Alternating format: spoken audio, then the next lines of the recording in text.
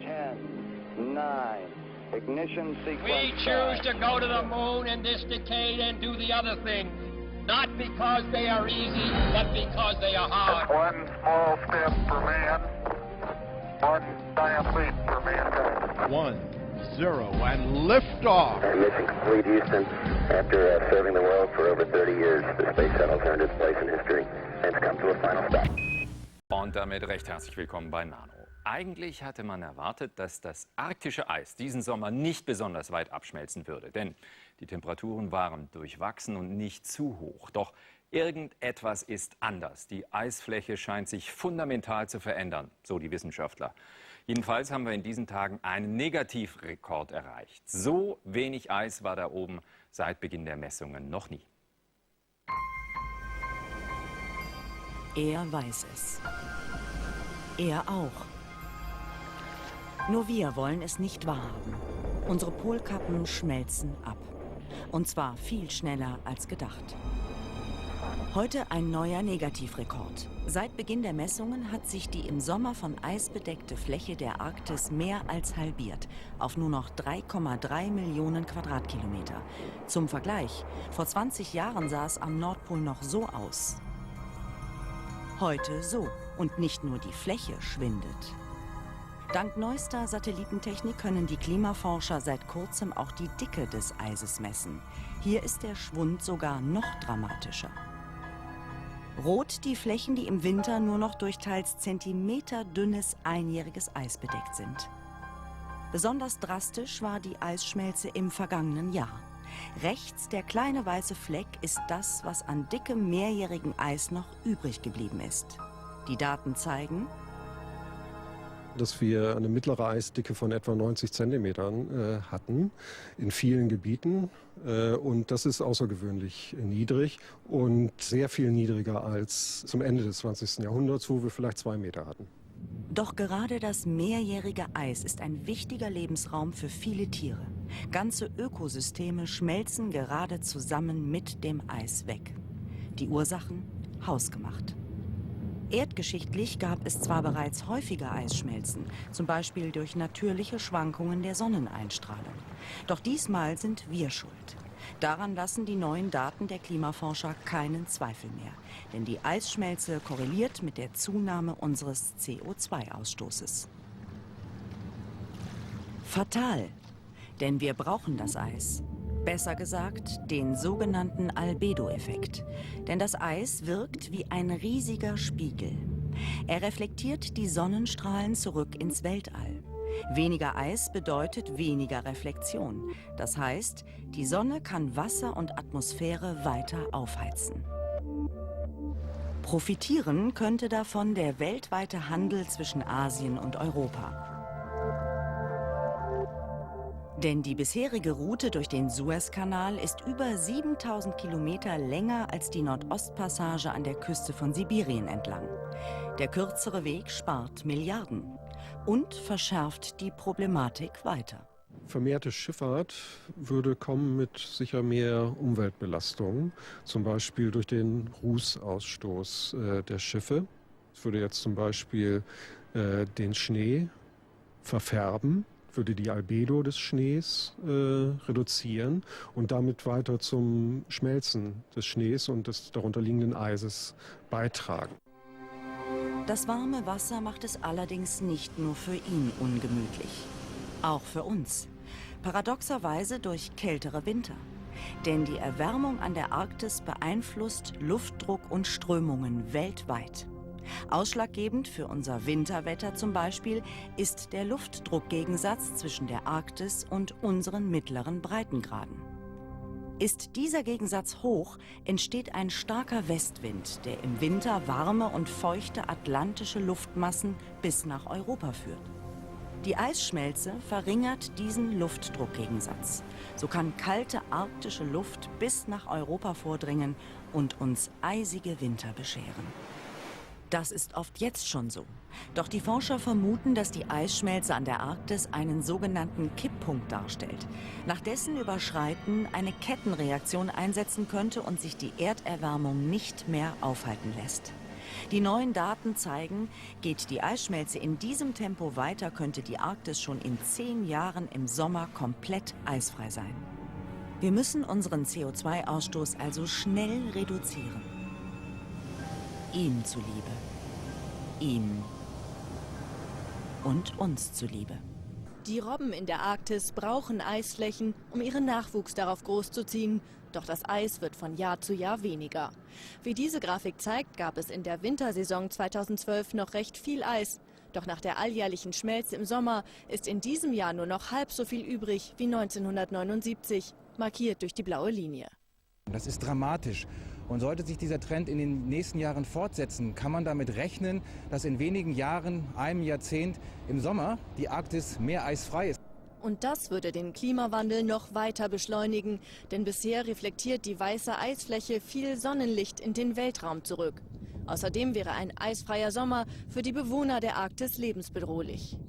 Der Eisbär ist auf Meereis angewiesen, weil das ist quasi seine Heimat. Dort jagt er seine Beute, die Robben, die dann, wenn das Meereis im Sommer verschwunden ist, nicht mehr vorhanden sein werden.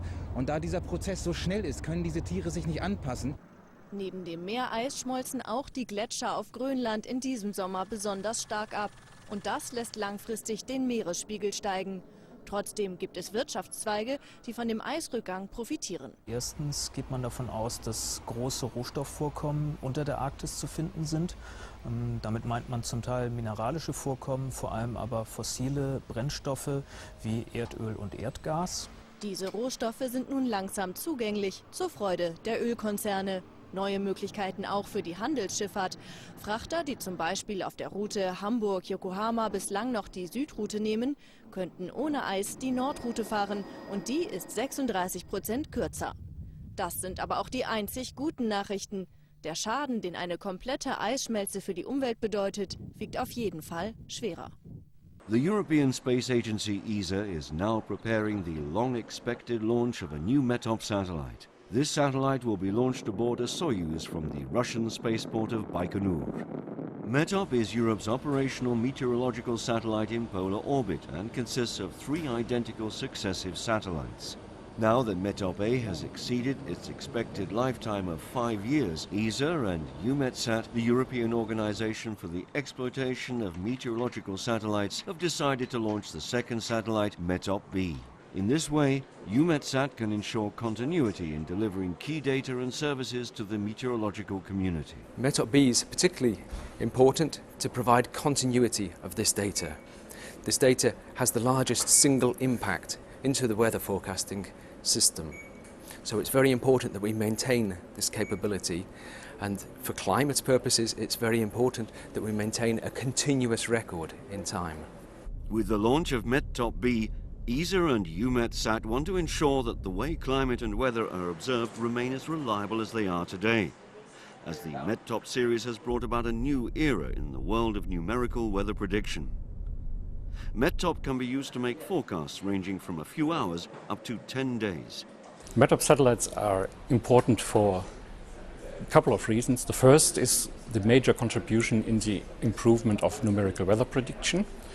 The second is the contribution to long-term climate data monitoring, because we get, with the 14 years of operations, the long-term data series we need, and has provided as well major contributions to environmental monitoring through the retrieval of trace gases like ozone monitoring over a long time with the GOME instrument. This is an instrument that measures in the ultraviolet and visible part of the spectrum to retrieve information on the ozone structure in the atmosphere, which is particularly important for understanding the recovery of the ozone hole, and also it's now used within weather forecasting itself. GOME, or the Global Ozone Monitoring Experiment, is one of the so-called heritage instruments aboard METOP. They have first been tested on scientific satellites and then become operational. This shows the usefulness of ESA's scientific missions and how they contribute to modern-day life and to the development of operational space-based services. many elements on METOP, the platform, the scatterometer, but also the ozone monitoring instrument, which has been demonstrated on IRIS-2 for the case of GOME, as it is called. And after this scientific verification, it has gone immediately into METOP as payload to be an operational payload. METOP-B will fly just like its predecessor in collaboration with an American satellite in a low polar orbit. And it will send its data to the EUMETSAT polar station in Svalbard near the North Pole. It will provide meteorologists with very high-resolution data. The METOP-B satellite will be operated by EUMETSAT's control center in Darmstadt. From there, the data will be sent all over the world to be used by meteorologists and can be of crucial importance. Weather forecasting is important for everybody because weather impacts a large amount of society, economic aspects. It impacts everyday's life. Satellites improve weather forecasting, so improved forecasting enables us to provide earlier warnings, better warnings, give us more time to warn. From space, METOP-B will be a key tool for enhancing weather forecast and monitoring our environment, thus contributing to improved safety in our modern society. We have had a launch campaign which started in February this year, but of course we had a lot of preparation together with Starsem, our launch service provider, over the last years. We arrived together with ESA and our partners in February. This has been a long campaign due to a lot of events which are, I would say, classical in this business, but I think we are all very happy that we have converged today onto a launch date on the 17th of September. This is a result of cooperation over the world with all our partners, and I think this is going to be a success on Monday night. We are all working to that, and the thing I want to say is that this is a magic moment where all the corporations and also our work with industry is materializing and coming to a point where all the forces are in one place and the launch will be is welcome.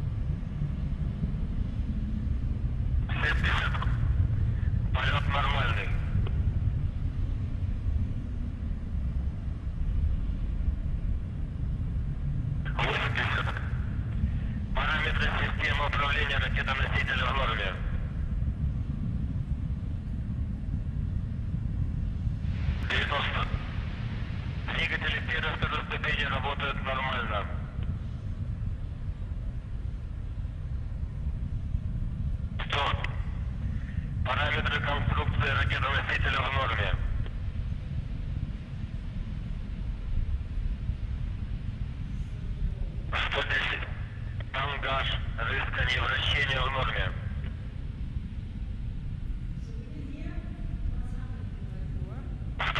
us what we're seeing here.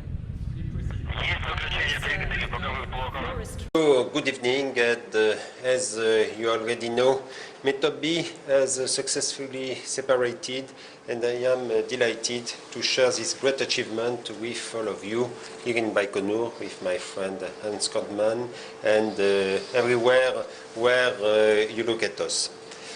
In fact, we are just a little less than 6 years after the launch of Method A, also by StarSam from Baikonur. And now Method B is going to relay its twin brother in the Earth observation mission and continue to feed EUMETSAT with extremely accurate and valuable data for weather forecast. Besides, tonight's launch takes place only 2 months and a half after the successful launch of MSG-3 by an Ariane 5 rocket from the Guyana Space Center. And indeed, EUMETSAT has always been a regular customer of Arianespace and StarSam since all EUMETSAT's satellites launch contracts have been awarded to our companies. So, as you could imagine, I would like to express my sincere appreciation to EUMETSAT for its confidence and support. I would like also to thank the European Space Agency, which together with EUMETSAT joined forces to develop METOP satellites. And I extend my personal congratulations and gratitude to Mr. Alain Ratier and Mr. Hans Kodman from EUMETSAT, and to Mr. Jean-Jacques Dordain and Thomas Reiter from ESA, the leaders of these 2 proud organizations watching us live from EUMETSAT headquarters in Darmstadt. I am also confident I speak on behalf of all of us in congratulating each one of the teams we together made this launch a success. To everyone at EUMETSAT, ESA, Astrium, CNES, StarSam and Arianespace, thank you. And of course, I extend my thanks to our Russian partners, Roscosmos, CSKB Progress, NPO Lavochkin and Senki. Once again, together, we have demonstrated that Soyuz is an extremely reliable launch vehicle and definitely the workhorse of the mid-size European institutional programs. Again, thank you all for this success. Thank you. Thank you, Jean-Yves. You have just heard from Jean-Yves the official confirmation of the separation of the satellite from the frigate upper stage. And what I hear from ESOC, we have reached our final destination orbit. The solar array deployment is ongoing. So this is the first part of a real important success for EUMETSAT. Also to you in Darmstadt, I can only tell you it was a very impressive launch. We had an excellent view on the launcher, how he rocketed into the dark sky. Actually, we had a nice summer evening here. I don't know how it is in Darmstadt. And we could see the launcher very long because we launched into northern area. So with what Jean-Yves said, with the successful launch of MSC-3, beginning of July, and now the first successful steps of Method B, we have our 2 important assets in orbit to guarantee to our member states, at least for the next 6 to 7 years, the continuation of our service, and that is a real success for the organization and all industry, ESA and all who has participated in this success. Der neue Wettersatellit soll 5 Jahre lang Daten sammeln für Wettervorhersagen und die Klimaforschung. Die ESA hat ihn entwickelt im Auftrag der europäischen Wetterdienste.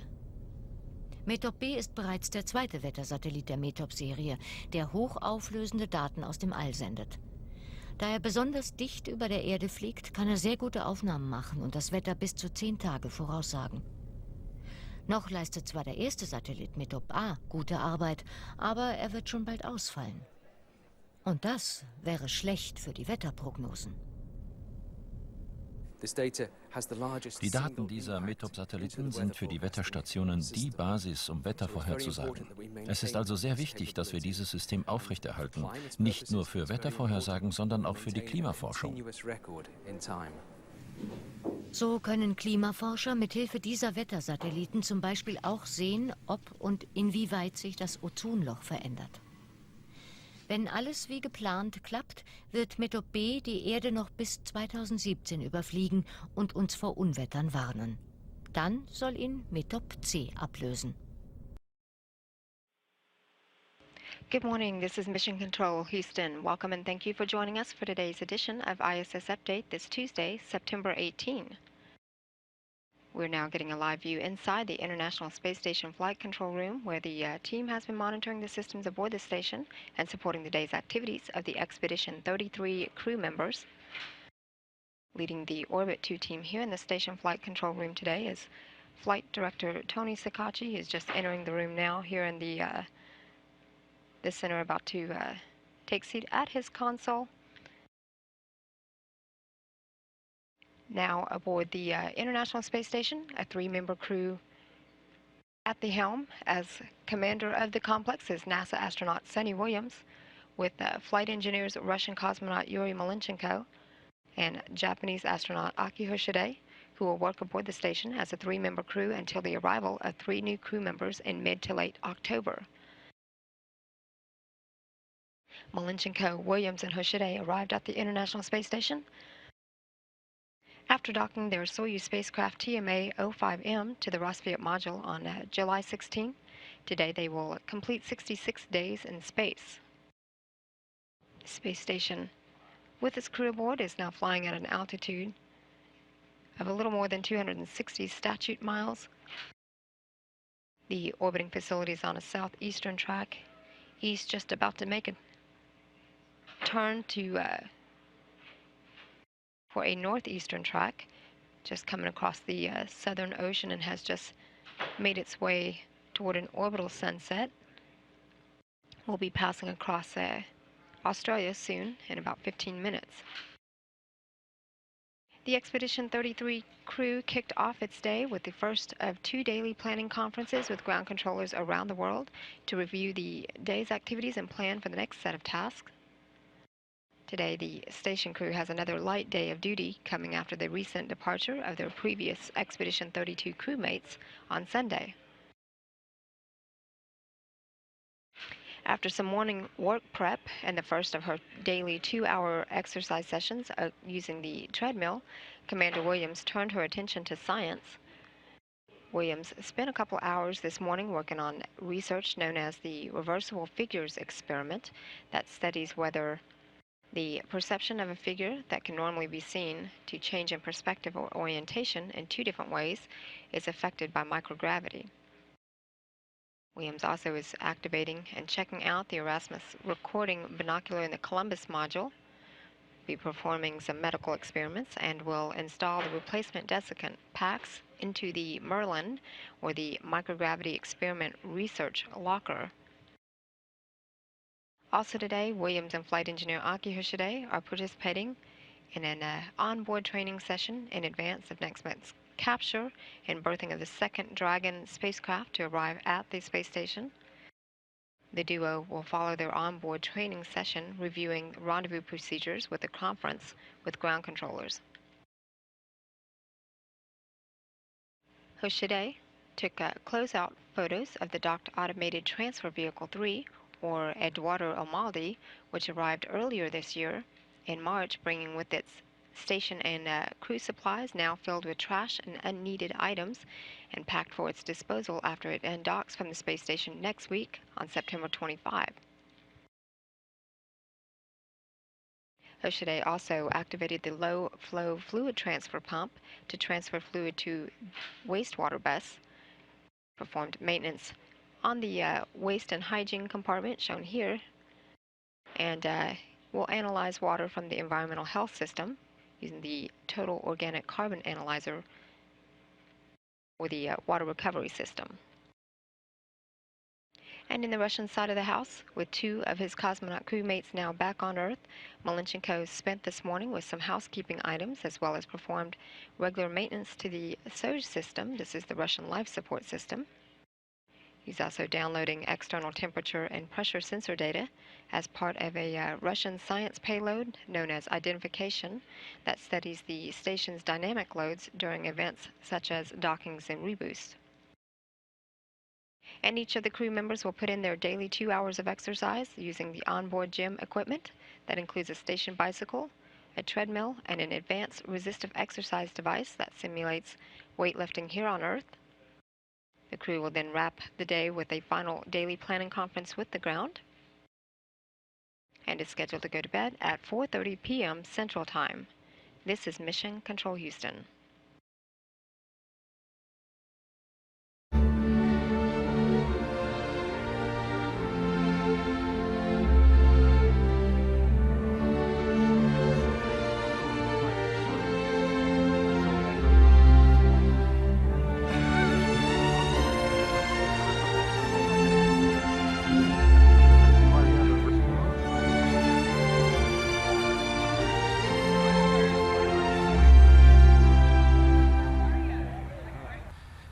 Sally Ride is famous, of course, as the first American woman to fly in space, as the first female astronaut. But to me, and to all of us in her astronaut class, many of whom are here today, she was just Sally, a very bright, very quiet, and very determined young woman, and a friend to all of us. Like another famous astronaut who left us this year, Neil Armstrong, Sally was a very private person who refused to cash in on her fame. She handled the attention and the pressure with grace and dignity, and as all the first 6 women did. Sally always took her responsibility as a role model for millions of young girls quite seriously, and for that I'm immensely grateful. We had dinner last night with our 6-year-old twin granddaughters, Abby and Anna, and they informed me that they were studying space in their 1st grade this week.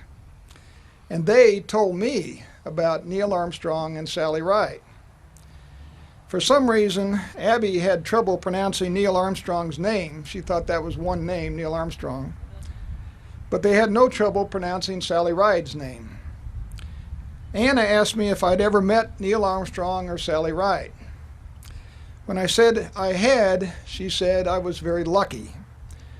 Someday, when they're old enough to understand, I'll explain just how lucky I was, and indeed how fortunate our nation has been to have Sally among us, leading the way and setting the example for generations of young people. You know, back in 1978, obviously what caught my attention when that class was announced was it was the first class with women and minorities, and really kind of opened up a whole new era in the astronaut corps.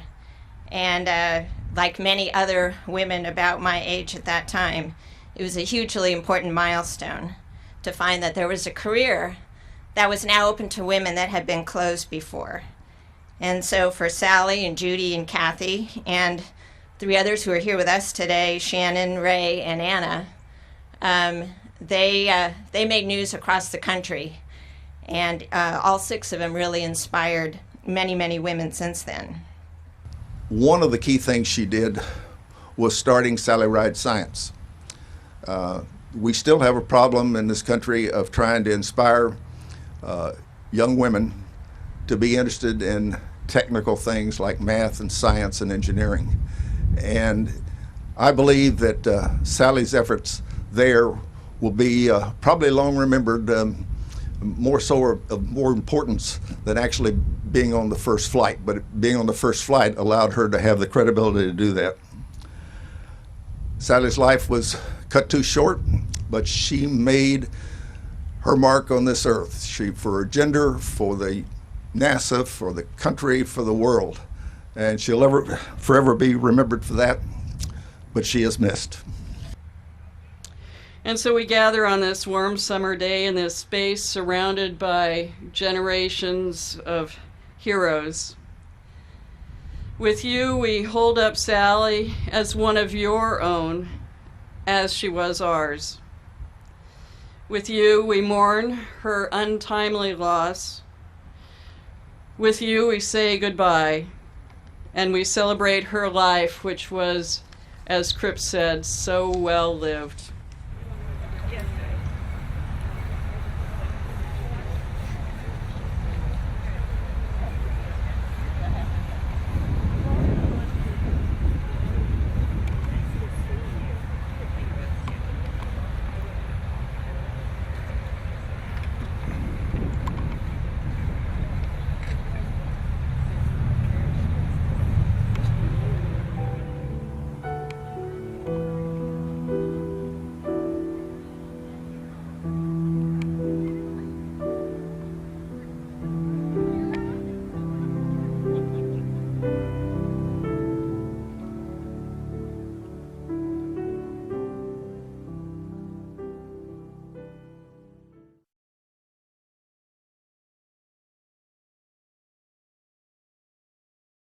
We have Sally's sister and some of the family members. If they have any words, we'll put them on the horn right here for real quick. Yeah, and I have a couple words first and foremost to say. Hey, today's a special day, a good remembrance of Sally, who paved the way for so many of us. I don't think I would be here without her having done the things she did, so we just wanted to say thanks.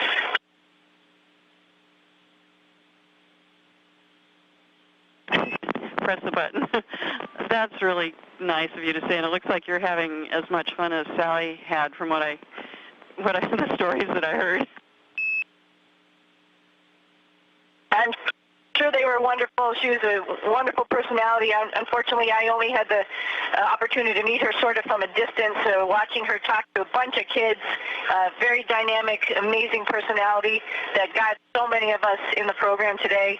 And like I said, I wouldn't be up here for a second time in space, me and Aki, enjoying this wonderful space station without people, like her and her specifically, inspiring us to take on this type of a profession, and particularly at the time when, there wasn't very many women out there doing this type of stuff. She really made us think that we can do anything we want to do.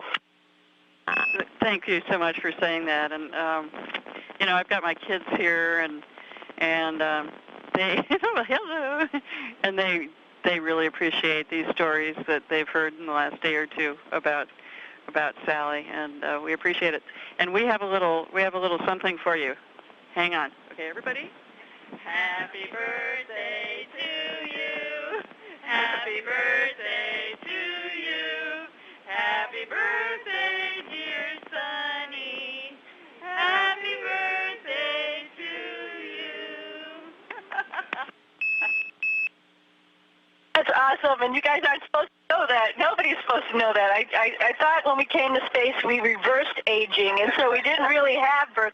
We were getting younger. Isn't that the case? I think that's true. You're younger now. Endeavour leaves the Kennedy Space Center on its final journey. Wir haben als Alpha-Jet geflogen, auch ein bisschen Starfighter. Dann waren wir bei der Lufthansa, also vorher beim Militär, dann bei der Lufthansa, um Boeing 707 zu fliegen. Und das muss der Astronaut alles können. Denn er muss, und das ist der Grund dafür, komplexe Situationen meistern können. Also fliegen, um wirklich sowas machen zu können. Jetzt sehen wir, jetzt geht der Start wirklich los. Ja. Und Sie müssen bedenken, das ist schon ein hohes Gewicht. Das heißt, die Startgeschwindigkeit wird ein bisschen geringer sein und die Startentfernung, also den Weg, den dieses Boeing zurücklegen muss, wird wesentlich länger sein als üblicherweise. Und deswegen dauert es jetzt noch ein bisschen, bis diese Geschwindigkeit erreicht ist. Jetzt kommt das sogenannte Roll, das heißt, es bewegt sich nach oben und jetzt hebt es ab und damit beginnt der Flug zurück nach Los Angeles. Und wir haben ja gerade gehört, über verschiedene Stationen. Es gibt also ziemlich viele Zwischenlandungen. Sie sehen übrigens auch, dass der Winkel, der Steigwinkel, sehr klein ist. Normalerweise ist der Steigwinkel wesentlich größer, aber das ist eben das Tribut, das wir an diese Shuttle zu zahlen haben. Das geht ganz langsam hoch.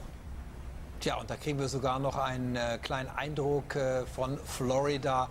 Wenn Sie jemals da waren, meine Damen und Herren, natürlich sehr viel Wasser, nicht nur am Meer, sondern überall kleine Inseln. Ja, und da steigt sie langsam, aber sicher mit ordentlichem Gepäck, diese 747, die Endeavour, Richtung Los Angeles. Und Wir haben sehr fachmännische Begleitung von Professor Ulrich Walter erhalten, der uns erklärt hat, auch welche fliegerische Herausforderung das ist. Und ich verstehe recht, also das ist zwar eine 747, aber wenn es darauf ankäme, könnten Sie sowas auch fliegen, oder? Naja, ich bin die 707 geflogen, aber ein neues Muster zu fliegen, so nennt man das, ist kein besonders großer Aufwand. Ich würde mal sagen, innerhalb von 2, 3 Tagen könnte ich auch so ein Ding fliegen. Übrigens, es fliegt jetzt im Augenblick nicht nach Los Angeles, sondern es wird wirklich eine Tour machen. Es wird an der Küste von Florida entlang fliegen, und zwar runter nach Cape Canaveral, dort wo die ersten Raketen in den 60er Jahren in den Weltraum geflogen sind, dann weiter zu einer militärischen Einrichtung, weiter im Süden, und dann erst wird es langsam rübergehen nach Texas, nach Houston, um dort dann zwischenzulanden. Also Sie sehen, das ist so eine richtige Rundtour, sozusagen an allen großen Einrichtungen der Raumfahrt in Amerika. Dort wird eben das Shuttle vorbeifliegen, sozusagen als Welcome oder als Gruß. Wir haben viel Raumfahrt gemacht. Es liegen hinter uns 30, 40 Jahre Raumfahrt. Ja, besten Dank einmal mehr, Professor Ulrich Walter, für diese Kommentierung, Wissenschaftsastronaut und Inhaber des Lehrstuhls für Raumfahrttechnik an der TU München. Vielen Dank, während wir Ihnen hier den Abflug noch einmal zeigen. Ja, danke nach München. Endeavour leaves the Kennedy Space Center on its final journey. Pictures there of the space shuttle Endeavour. Yes, you can make it out there in the gloom. It is riding piggyback on a 747 on approach to Houston, Texas. Endeavour's final resting place is going to be at the California Science Center in Los Angeles. If you squint, you can make it out. Es ist die allerletzte Reise für die US-Raumfähre Endeavour. Das Space Shuttle hat im Morgengrauen auf dem Rücken einer umgebauten Boeing 747 den Weltraumbahnhof Cape Canaveral in Florida verlassen. Ziel ist diesmal nicht die Umlaufbahn, sondern ein Museum in Kalifornien, wo der Transporter künftig ausgestellt wird. Die Landung in Los Angeles ist nach zahlreichen Zwischenstopps für den Donnerstag geplant. Vor einem Jahr war das Raumschiff zuletzt im All gewesen. That killed 7 astronauts back in 1986. It completed something like 25 missions over 20 years. And let's get a bit more, in fact, on what Endeavour has done and what it's represented, because joining me from our central London studios is the BBC Science correspondent Jonathan Amos. Jonathan, quite a day. It is an emotional day, because really this is the last time we're going to see a shuttle in the air. It's making a journey, a farewell journey across the United States. So it's left the Kennedy Space Center today, where they've been stripping out a lot of the guts of the shuttle so it can go on public display. It's going to Texas, first of all, where these are the pictures that we're seeing now. And then it's going to go right across to the western side of the United States, to California, where a lot of the shuttles had their manufacturing done. It's going through San Francisco, and it's going to end up at Los Angeles. And when it gets to Los Angeles at the end of the week, it's going to go to the California Science Center along the public roads, along the freeways, and everybody will be able to say goodbye and then go and see it in the center of the museum itself when it goes on full public display. So, Jonathan, if the shuttle program is now all about nostalgia, what's NASA's focus now in terms of future space exploration? Well, they've got 2 avenues down which they're going currently. One is to seed private companies to come forward with rocket and capsule systems that can get their astronauts up to the International Space Station. We should see that happen in the next 3 or 4 years. There's a company called SpaceX, which you've probably heard about, that has flown a capsule to the space station already, albeit without people in it, just cargo, but they plan to put people in that. And then NASA itself is leading the design of a huge rocket, a monster rocket, they call it, the Space Launch System. And that'll be used to take astronauts beyond the space station to destinations such as the moon, to asteroids, and who knows, perhaps Mars as well one day. But we won't actually see that fly in an unmanned configuration before the end of this decade. We might see people on it, astronauts on it, doing a repeat probably of the Apollo 8 mission, which, if your memory serves you well, was the one they went round the back of the moon and came straight back without landing. That might happen in the early part of the next decade. Well, Jonathan Amos, thank you very much for commentating for us as we watch live part of Endeavour's final journey. Thank you.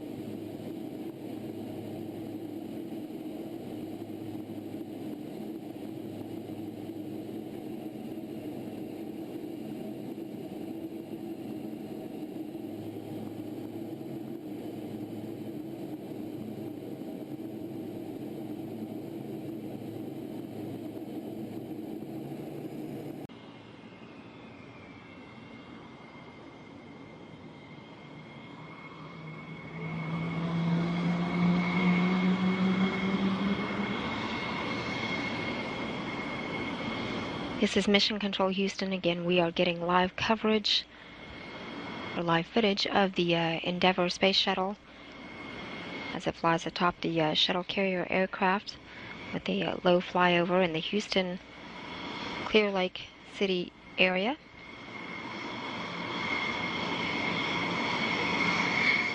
The retired space shuttle Endeavour is the youngest of the space shuttle fleet.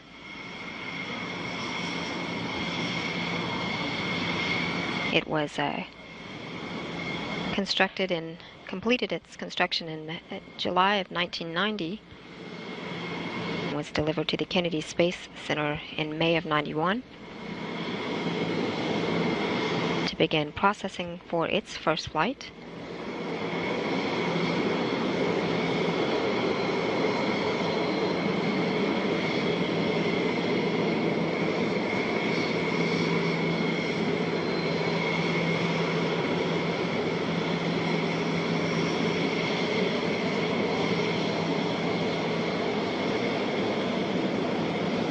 It flew its first mission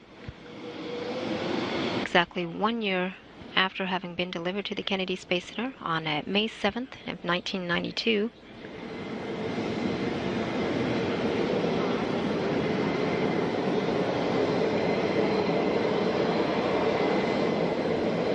You can see here now the wheels are down on the shuttle carrier aircraft as it begins its approach to Ellington Field.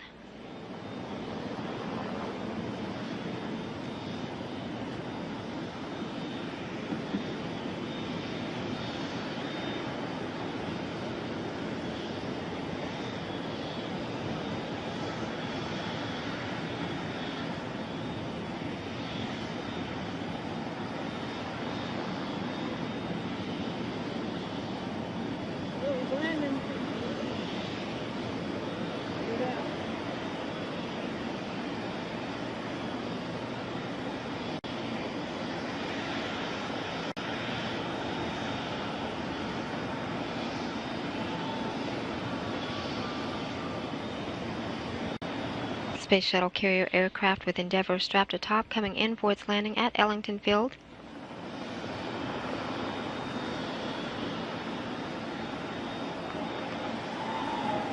Touchdown.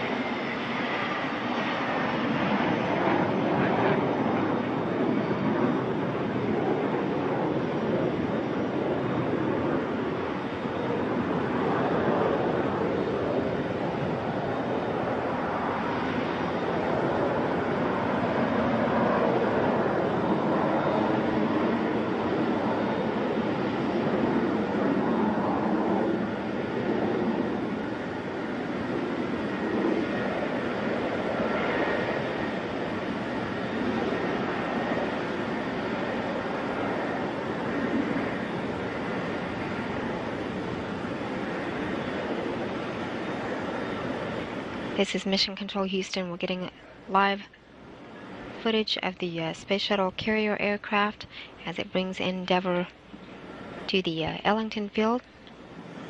Folks have gathered to watch the Space Shuttle as it lands here in the Houston area. Again, this is at the Ellington Field, coming for its final wheel stop before it departs tomorrow morning.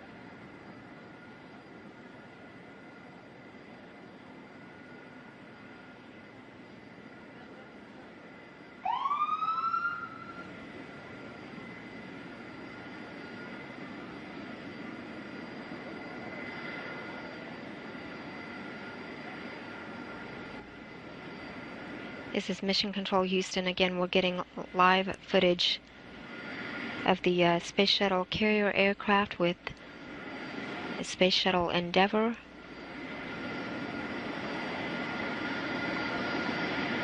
As it lands here in Ellington, at Ellington Field here in the Houston area.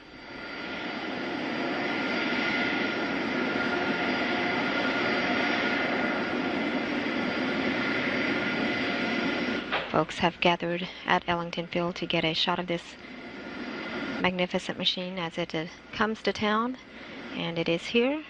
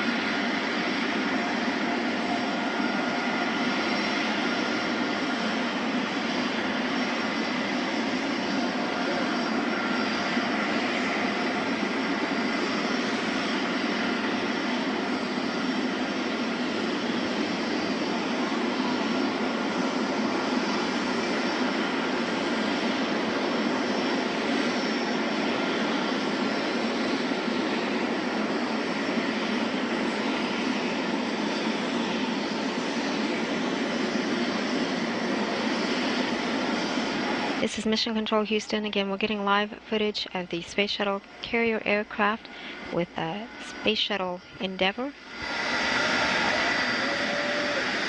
As it had just arrived to the Ellington Field.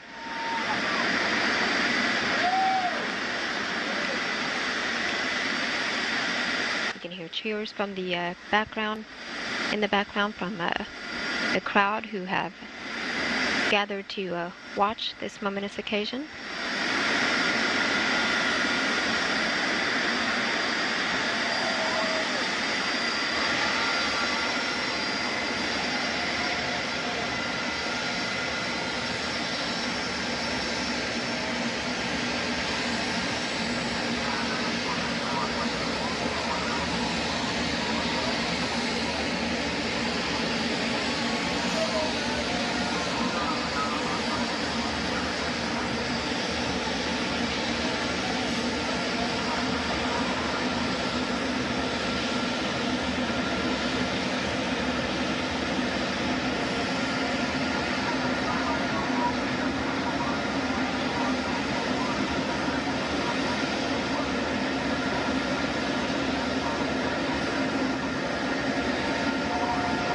We have Will Stop, a beautifully executed landing on the shuttle carrier aircraft with Endeavour strapped to its top.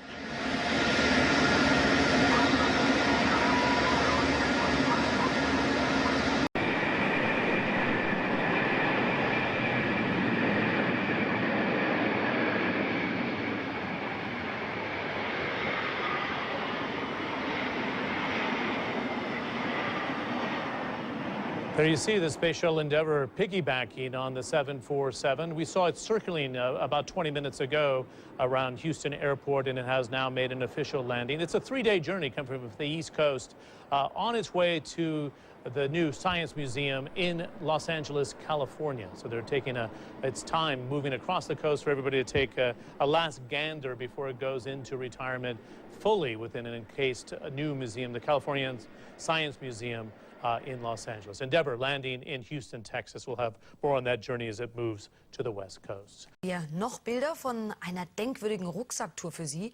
Die Abschiedsreise des Raumschiffs Endeavour. Auf einer Boeing 747, da startete das Space Shuttle vom Weltraumbahnhof Cape Canaveral zu seinem Flug ins Museum nach Los Angeles. Aber nicht direkt. Für die Zuschauer drehten die Piloten des Gespanns noch eine Extrarunde über die Flugbahn. Dann ging es los. Am Freitag soll sie nach mehreren Landungen bei NASA-Stationen in LA landen. Ja, das Space Shuttle-Programm wurde letztes Jahr beendet. Alle anderen 4 Raumfähren sind bereits auf Museen verteilt. Historische Bilder also, die Sie da sehen, meine Damen und Herren. Es wird gezwinkert, geweint und manchmal sogar ganz leise, laut gelacht. Emotionen in 3 Satzzeichen. Scott Fallman schenkte dem Internet das Lachen. Der Professor für künstliche Intelligenz in Pittsburgh schrieb vor 30 Jahren eine Mail mit 2 Gesichtern, lachend und ernst. Er kreierte das Emotikon, um Streit zu verhindern. Wir machten in diesem neuen Netz Späße und manche waren sarkastisch. Das war oft aber nicht zu erkennen und so kam es immer wieder zu Streit. Deshalb sagten wir, wir müssen ein einfaches Zeichen erfinden, das deutlich macht, das ist nicht ernst gemeint. Doch so einfach sie auch sind, ganz international sind die Emotikons nicht. So zum Beispiel lacht eine Japanerin und so schaut ein trauriger Brasilianer. Heute sind die einfachen Gesichter an vielen Stellen überholt, ersetzt durch bunte Animationen. Und auch die sagen manchmal mehr als 1000 Worte. Good morning, this is Mission Control Houston. Welcome and thank you for joining us for today's edition of ISS Update this Thursday, September 20th. Now aboard the International Space Station is commander of the complex, NASA astronaut Sunny Williams with flight engineers Russian cosmonaut Yuri Malenchenko and Japanese astronaut Aki Hoshide, who will work aboard the station as a 3-member crew until the arrival of the 3 new crew members in mid to late October. Malenchenko, Williams, and Hoshide arrived at the International Space Station after docking their Soyuz spacecraft TMA-05M to the Rossviet module on July 16th. Today, they complete 68 days in space. Today, the crew continues its preparations in advance of the second Dragon spacecraft to arrive at the space station. Yesterday, Commander Williams installed the centerline berthing camera system and other related avionics for Dragon mating in Node 2 and performed a video system checkout. Today, Commander Williams will spend several hours throughout the day working to update the COTS UHF communications unit and the Dragon Crew Command Panel software to support the pending arrival of the Dragon spacecraft that is scheduled to arrive at the station next month. The communications unit is an avionics box that plugs into the station to allow communication between the station through its antennas and the SpaceX Dragon by converting and relaying signals between the 2 spacecraft. The crew command panel then allows the space station crew to interact with the Dragon spacecraft. Meanwhile, also today, Williams and flight engineer Aki Hoshide had conducted a robotics onboard training session to review the Dragon rendezvous procedures, followed by a conference with the ground to discuss today's training. Hoshide also is working on closing out the cargo stowage of the ATV-3. This is the European cargo craft known as Eduardo Amaldi that had arrived at the station back in March and is scheduled to undock next week on September 25th for its eventual disposal. Hoshide also later today has a ham radio pass with Sunset Hills Elementary in San Diego, California. Just moments ago, the Expedition 33 crew, Commander Williams, Hoshide, and Malenchenko, had also participated in a session of onboard emergency training. Crew members on station periodically participate in onboard training to retain a high level of proficiency and core skills in dealing with emergency, servicing medical, and robotic operations. And each of the crew members today will put in their daily 2 hours of exercise using the onboard gym equipment that includes a station bicycle, a treadmill, and an advanced resistive exercise device, this device that simulates weightlifting here on Earth. The crew then will wrap the day with a final daily planning conference with the ground and is scheduled to go to bed at 4:30 p.m. Central Time.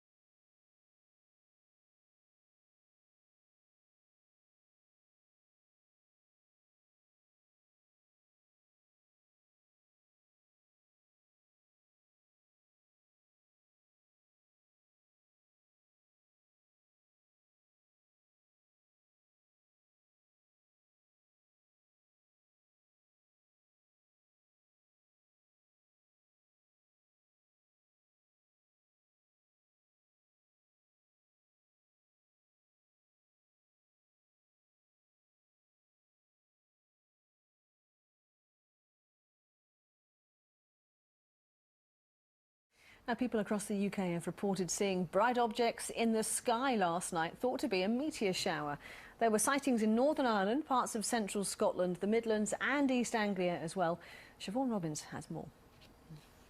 Bright green, yellowy, bright light, travelling, I would say, at the speed of a military jet fighter. Trails of fire streaking across the sky. It was like Independence Day. It must have been 10 or 15 huge pieces on fire. From Northern Ireland to Scotland to England, people watched last night's meteor showers in awe. I thought it was a plane at first. It was quite low on the horizon and moving much slower than I'd expect to see a shooting star or anything.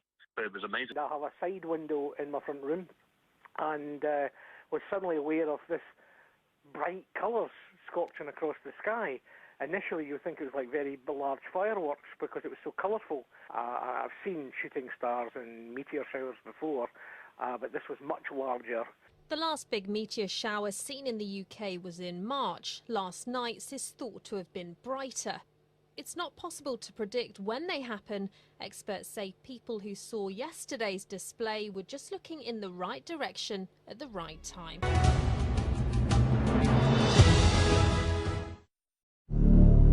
This is NASA television.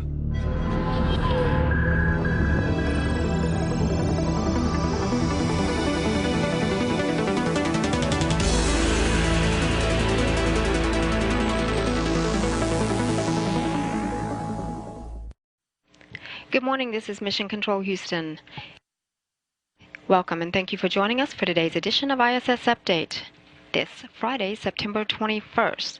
We're now getting a live view inside the International Space Station Flight Control Room with the Orbit 2 team here being led by Flight Director Tony Sakachi,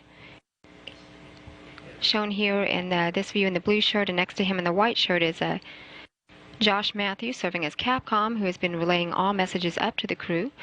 The crew aboard the International Space Station now is Commander Sunny Williams, Yuri Malenchenko, and Aki Hoshide.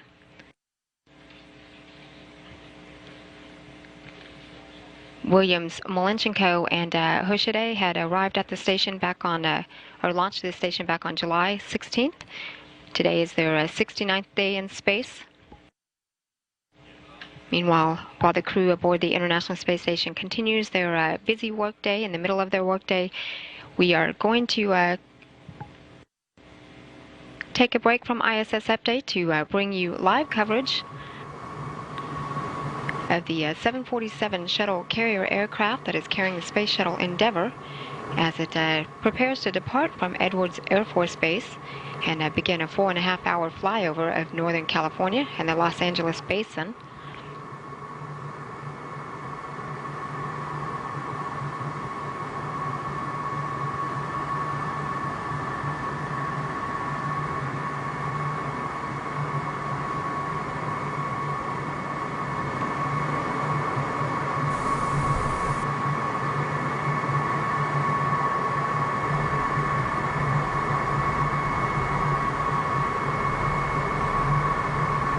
This is Mission Control Houston. Again, we're getting a live view of the shuttle carrier aircraft with the Space Shuttle Endeavour there atop, preparing for its takeoff there at the NASA's Dryden Flight Research Center and the Edwards Air Force Base. The shuttle carrier aircraft and Endeavour will salute NASA's Dryden Flight Research Center and the Edwards Air Force Base area after takeoff with a low flyby northbound to Sacramento and the San Francisco Bay Area.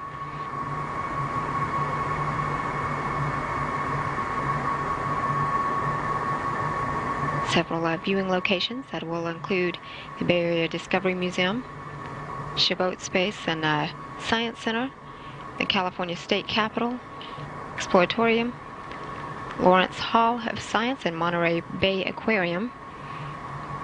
Again, we are now watching the shuttle carrier aircraft as it is taxiing down the runway with Endeavour attached to its top, preparing for its takeoff here in just minutes. This is Mission Control Houston.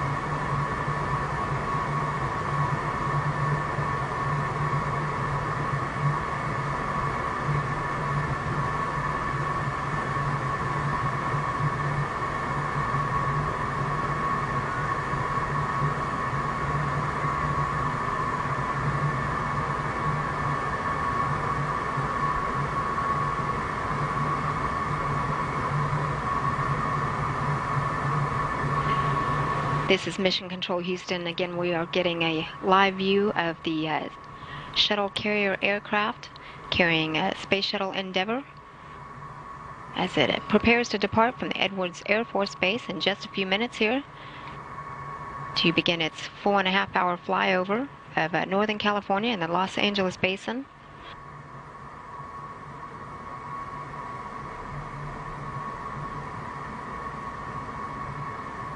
Weather is forecast to be clear for the entire flight.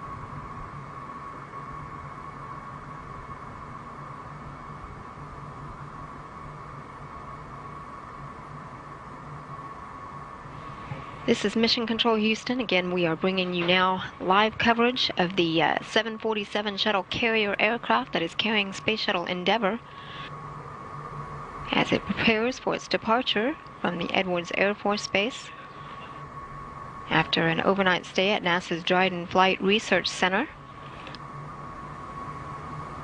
It will begin a 4.5-hour flyover of Northern California and the Los Angeles Basin. This is its last leg of its road trip to its final home in California.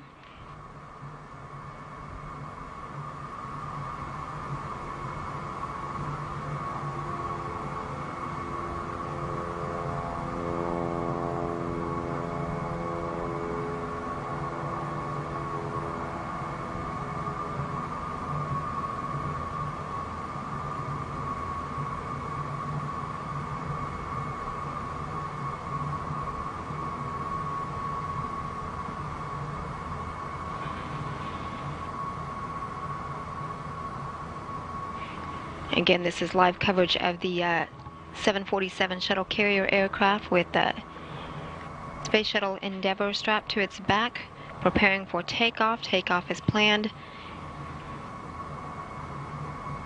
here in just about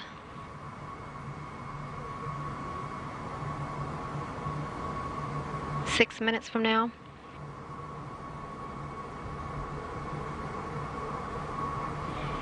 The shuttle carrier aircraft and Endeavour will salute NASA's Dryden Flight Research Center and the Edwards Air Force Base area just after takeoff with a low flyby northbound to Sacramento and the San Francisco Bay Area.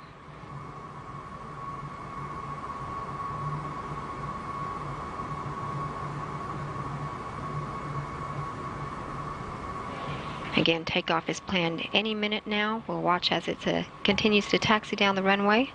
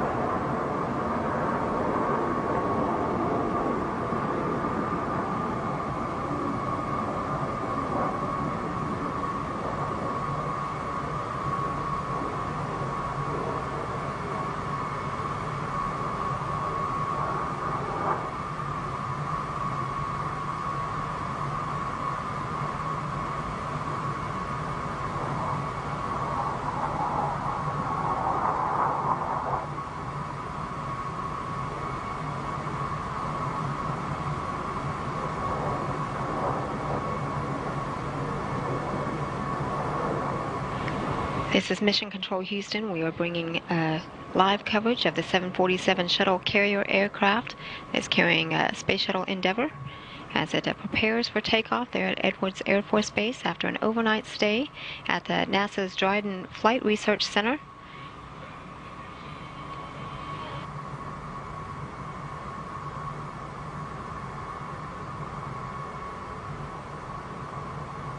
The aircraft is expected to take off any minute now.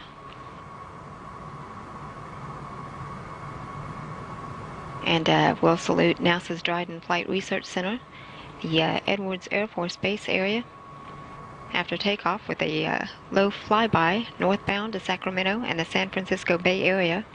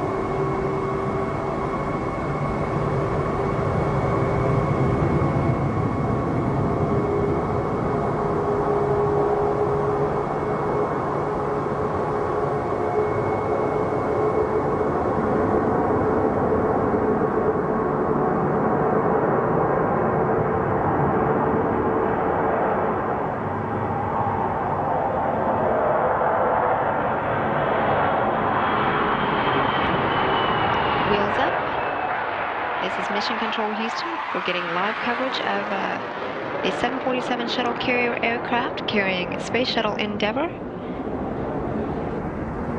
Takeoff there from the Edwards Air Force Base on its last leg of its final ferry flight.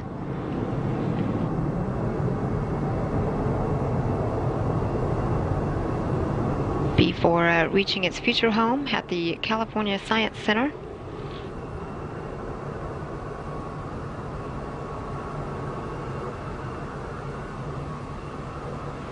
Wheels up at 10:17 a.m. Central Time, 11:17 Eastern.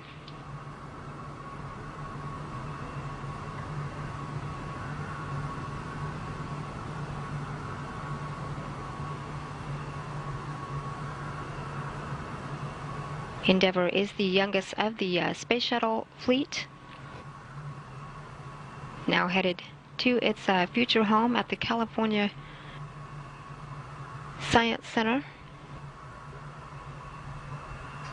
First, the shuttle carrier aircraft in Endeavour will salute NASA's Dryden Flight Research Center in the Edwards Air Force Base area.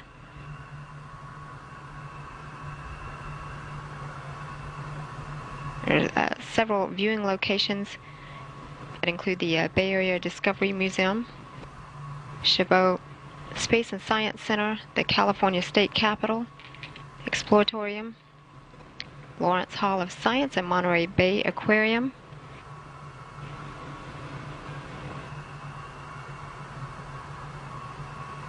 We're now looking at a beautifully executed takeoff.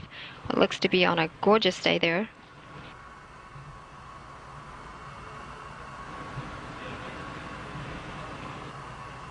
Folks are encouraged to go outside, look up,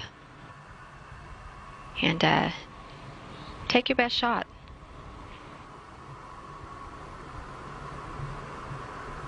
And share your images on social media using the hashtag #SpotTheShuttle or OV105, which is Endeavour's vehicle designation.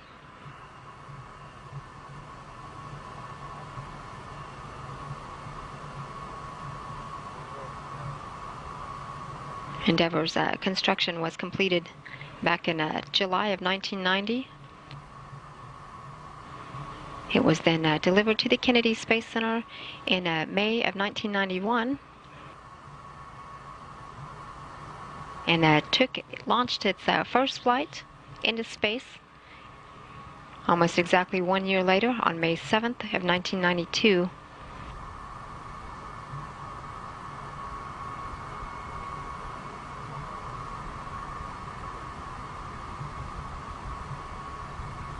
Space Shuttle Endeavour completed 25 successful flights.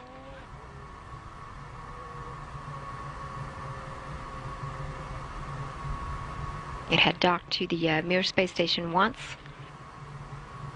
and to the International Space Station 12 times.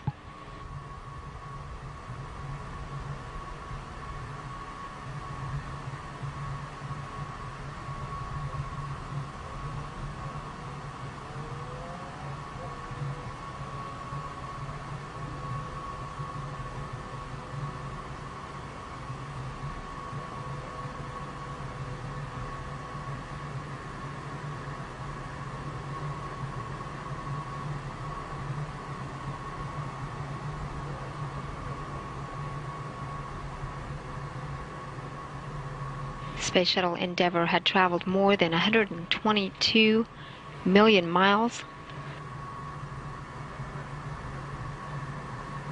and is now on its last leg to its future home. That'll be at the California Science Center in Los Angeles.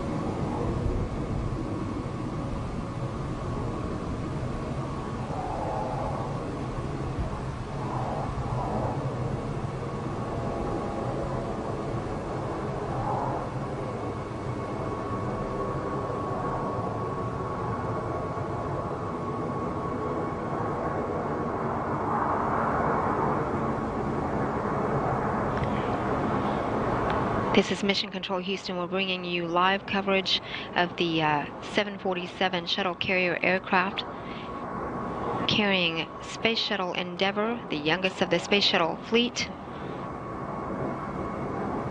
After having departed from the Edwards Air Force Base after an overnight stay at NASA's Dryden Flight Research Center.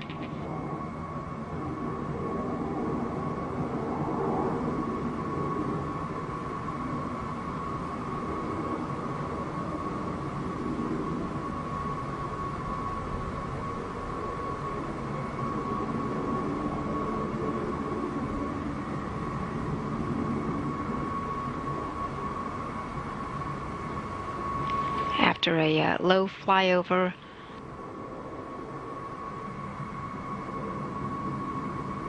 various key landmarks there in the Bay Area, the aircraft will then travel south, making a pass over NASA's Ames Research Center and Vandenberg Air Force Base before heading into the Los Angeles area.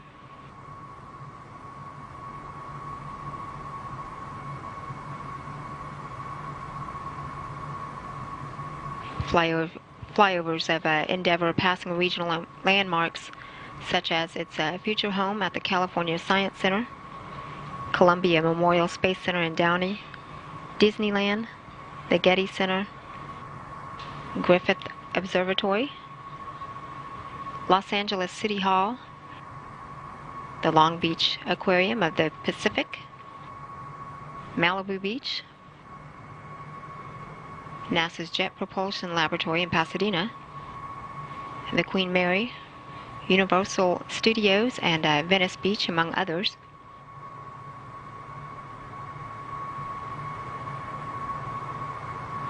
finally, the shuttle carrier aircraft and Endeavour will land at about 2:45 p.m. Central Time, 12:45 p.m.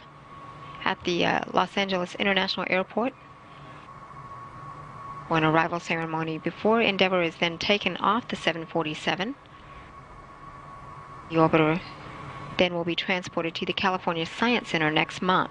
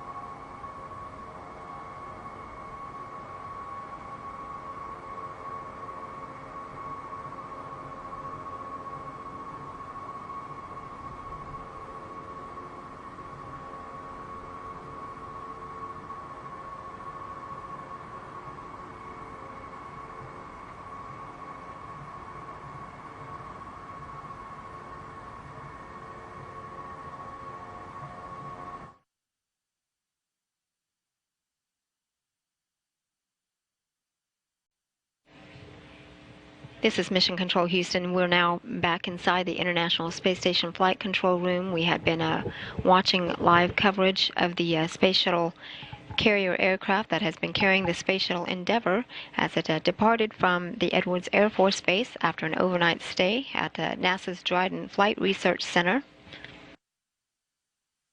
Now on its 4.5-hour flyover of Northern California and the Los Angeles Basin.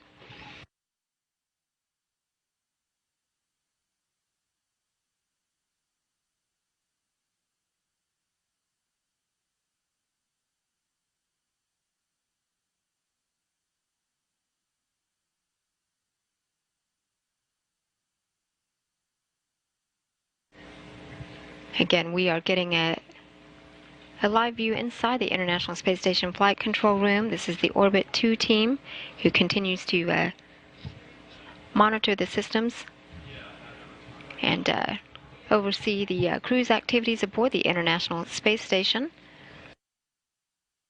The crew aboard the International Space Station is Commander Sonny Williams, Yuri Malenchenko, and Aki Hoshide. They are now in the middle of their 69th day in space. They're 67th aboard the International Space Station. The space station with its crew aboard is now flying at an altitude of a little more than 260 statute miles. It's on a southeastern track coming across the South Atlantic Ocean, just between the east coast of Brazil and the west coast of Africa.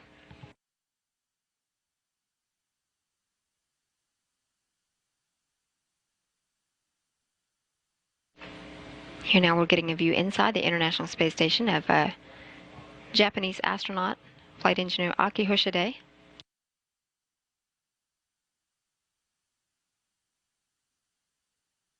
Hoshide has been working on installing the Japanese experiment module small satellite orbital deployer onto the multi-purpose experiment platform. Deployment of the satellites is scheduled for September 27th.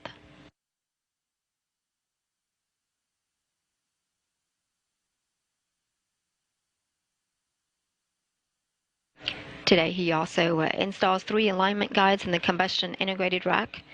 He'll also attach the message in a bottle 2 experiment to the multi-purpose experiment platform. And we'll be gathering tools for ATV-3. This is also known as the Eduardo Amaldi,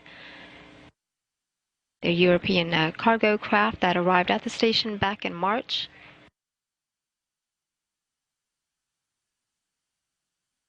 The hatch is closed, scheduled for next Monday, and its departure scheduled the following day on September 25th. Meanwhile, here we're also getting a view right here in the center of Commander Sunny Williams. Today, Williams has been working on the setup of the elaborate Imagine a Televised Space 2, the Elite S2 experiment. She had also reconfigured the medical laptop medium rate data link cable and gathered hardware for maintenance on the carbon dioxide removal assembly. She also had a session of crew medical officer proficiency training, and just moments ago completed a hand pass with the Lafayette Middle School in Lafayette, Georgia. She'll also be working on some water transfers into a contingency water container as maintenance of the water recovery system. This is the system aboard the International Space Station that converts sweat, urine, and condensation into drinkable water for the crew aboard the International Space Station.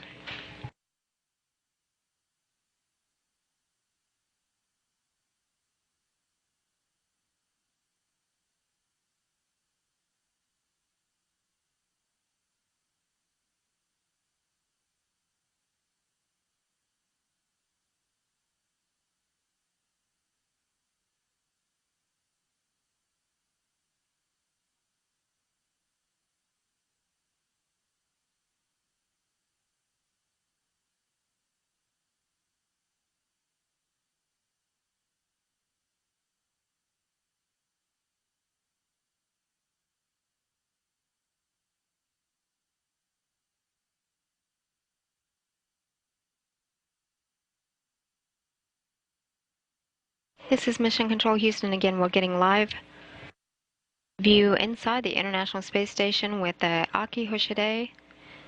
They're just on the left-hand side of your screen and just a little out of a view here, but up toward the top right-hand side is Commander of the Orbiting Complex, Sunny Williams.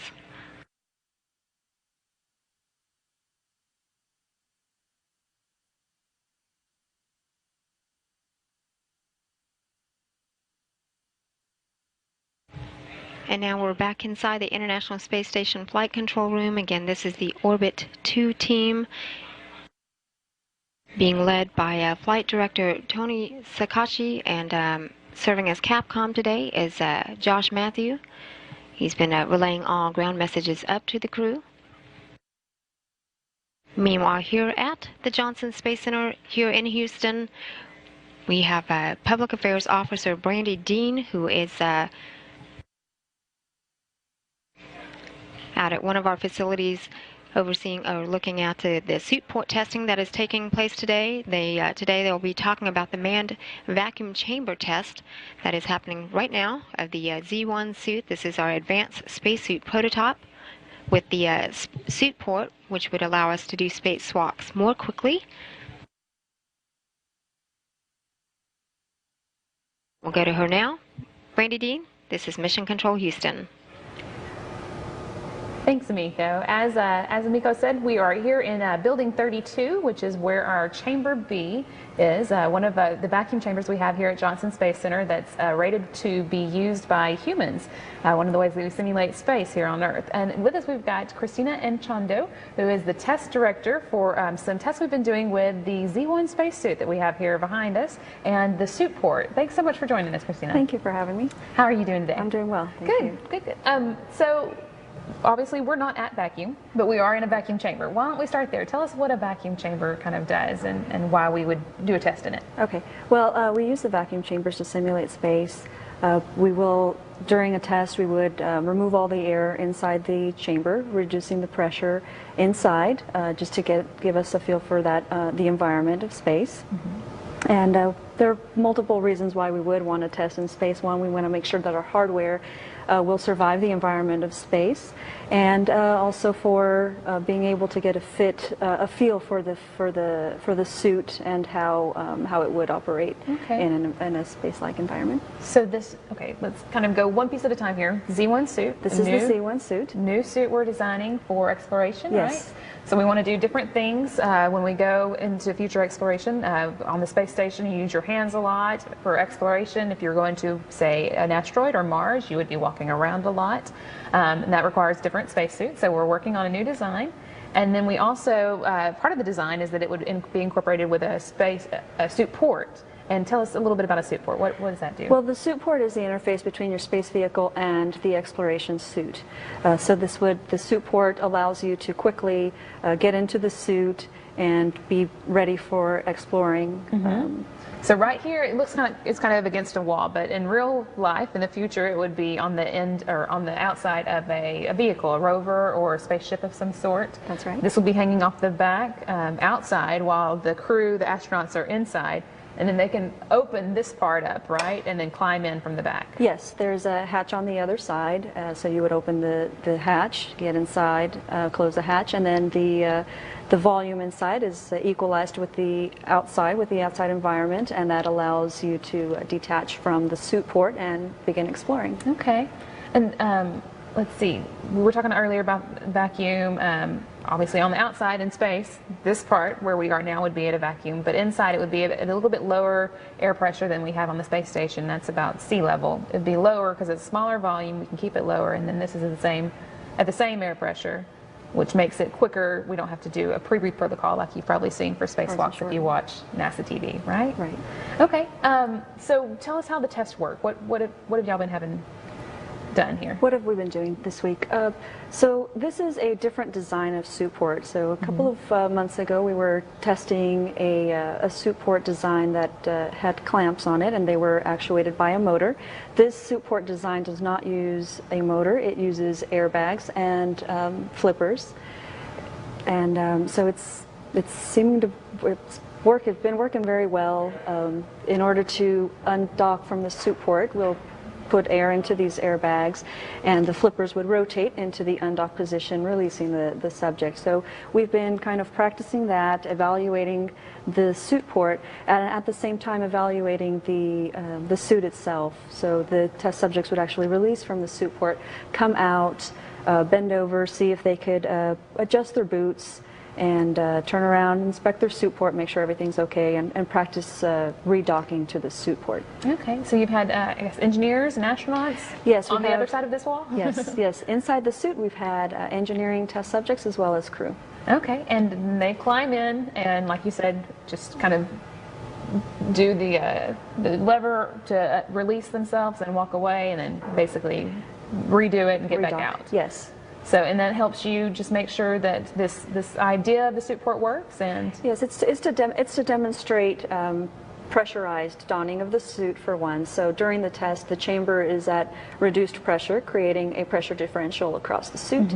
So the test subject would don a pressurized suit. So we're evaluating how well that works, because it's different than what we do now. And the other part of the evaluation is to just evaluate the donning, the docking and undocking of the suit port in the pressurized suit. So right now the suit is not pressurized? The suit is not pressurized. How is it different when it is? It gets stiffer. It'll start inflating like a balloon as we reduce the pressure. And so that's something you really can't test outside of a vacuum chamber, right? That's right. And you want to know how that's going to work before you go into space and do it for the first time. But everything's going well so far? It is. It's been going very well. We're very excited. We've had 2 test subjects come through this week, and we expect 3 more next week. And I think this is kind of the final milestone of the year for y'all, right? Yes. And kind of all of your work's been leading up to proving that the suit port works, and we think that it does. Right, yes it So does. hopefully we'll be seeing that in the future as we move out beyond low Earth orbit. Thanks so much, Christina. Thank you. We'll go back now to Amiko in Mission Control. Thanks. This is Mission Control Houston. We are back inside the International Space Station Flight Control Room. That again was Public Affairs Officer Brandy Dean out there with the suit port testing to talk about the manned vacuum chamber test of the Z1 suit, that advanced spacesuit prototype.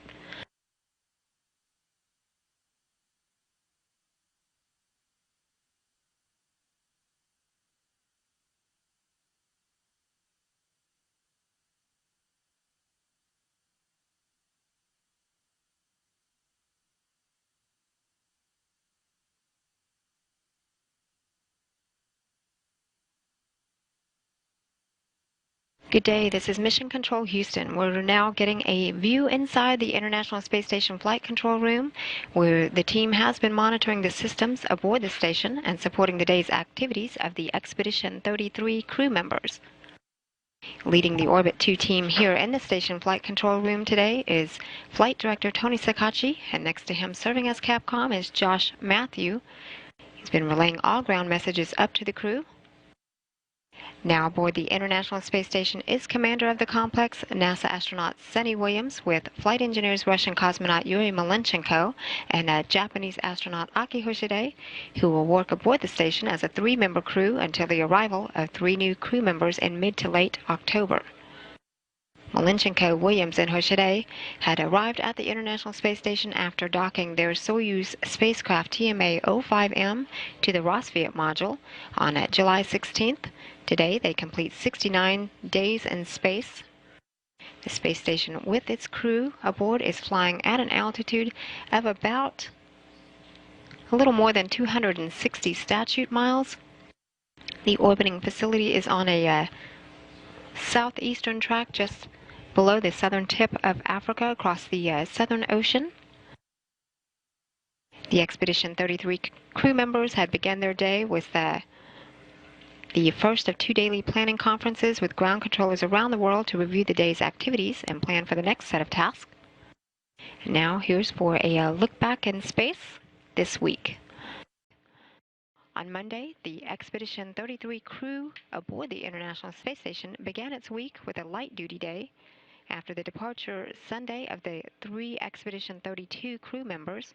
The Soyuz TMA-04M carrying Expedition 32 Commander Gennady Padalka and flight engineers Joe Akaba and Sergei Revin landed safely in Kazakhstan on Sunday night. Expedition 32 officially ended when the trio undocked about 4 hours earlier from the Poisk module. On Monday, flight engineer Aki Hoshide opened the lab window shutter for the International Space Station Agriculture Camera, or ISAC, science payload. ISAC takes frequent images in visible and infrared light of vegetated areas. ISAC is also used to study dynamic Earth processes around the world, such as melting glaciers, ecosystem responses to seasonal changes and human impacts, and rapid response monitoring of natural disasters. Also on Monday, Expedition 33 Commander Sunny Williams had performed maintenance on the Advanced Resistive Exercise device. She had deployed 2 environmental health system formaldehyde monitoring kits and relocated Soyuz emergency equipment. Then on Tuesday, it was another light-duty day for the crew aboard the International Space Station. Nonetheless, the Expedition 33 crew focused on science and cargo craft activities. Working in the station's Columbus module, Commander Williams had checked out the Erasmus recording binocular, a video camera that will be used to take 3D images of the interior of the station. Williams also participated in a session with the Spaceflight Cognitive Assessment Tool for Windows, or WinSCAT. It's a test that tracks changes in a crew member's cognitive abilities during a long-duration spaceflight. She'd also conducted the reversible figures experiment, shown here in this video downlink, which tracks how the adaptation of an astronaut's neurovestibular system to weightlessness may alter their 3D visual perception.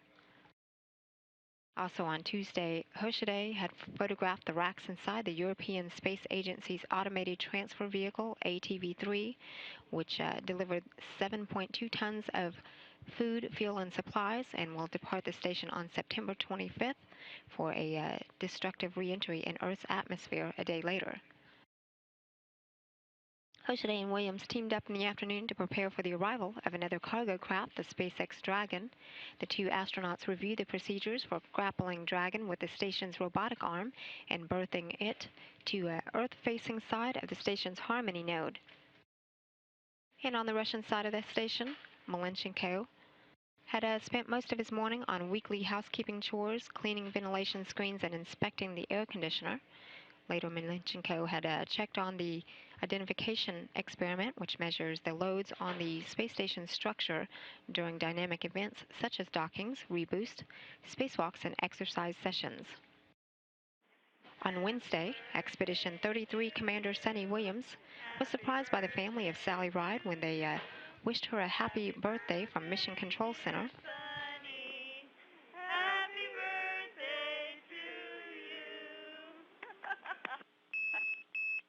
Williams and Hochet got together to review cargo and gear they will pre-pack in preparation for the arrival of the SpaceX Dragon cargo craft in October.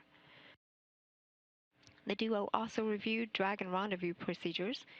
Williams had later checked the Harmony node's centerline berthing camera system, where the Dragon will be berthed when it arrives next month.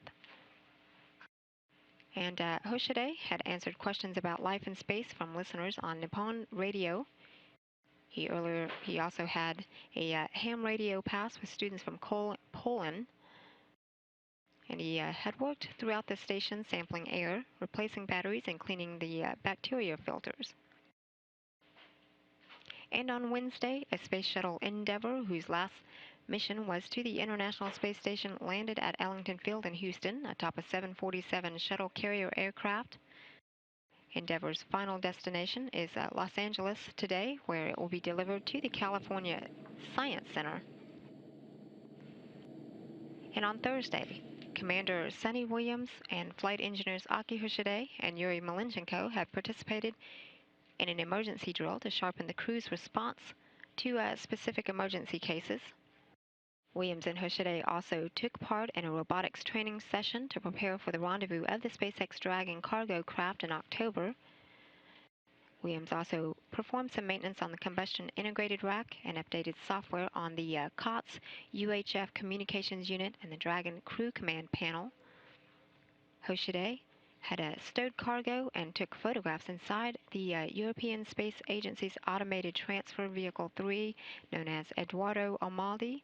Again, this is scheduled to depart from the station next Tuesday on September 25th for a destructive re-entry in Earth's atmosphere the following day. And then Malenchenko had worked in the Russian segment of the station, monitoring its systems and performing a variety of housekeeping and maintenance duties. And today, Friday, Commander Sunny Williams is working on the setup of the elaborate Imagine a Televised Space 2, the Elite S2 experiment. She had reconfigured the medical laptop medium rate data link cable, gathered hardware for maintenance on the carbon dioxide removal assembly, had a session of crew medical officer proficiency training, and also participated in a ham pass with Lafayette Middle School, Lafayette, and transferred water into a contingency water container of the water recovery system. Meanwhile, today, Hochet worked on installing the Japanese experiment module small satellite orbital deployer onto a multi-purpose experiment platform. Deployment of those satellites is scheduled for September 27th. He had also installed 3 alignment guides in combustion integrated rack, attached the Message in a Bottle 2 experiment to the multi-purpose experiment platform, gathered tools for ATV-3, again Eduardo Amaldi, the European cargo craft that had arrived at the station back in March. Hatch is closed scheduled for next Monday, and again that departure is scheduled for Tuesday on September 25th. Each of the crew members will have put in their daily 2 hours of exercise using the onboard gym equipment that includes a station bicycle, a treadmill, and an advanced resistive exercise device that simulates weightlifting here on Earth. The crew will then wrap the day with a final daily planning conference with the ground to begin their weekend aboard the International Space Station. The crew is then scheduled to go to bed at 4:30 p.m. Central Time. This is Mission Control Houston.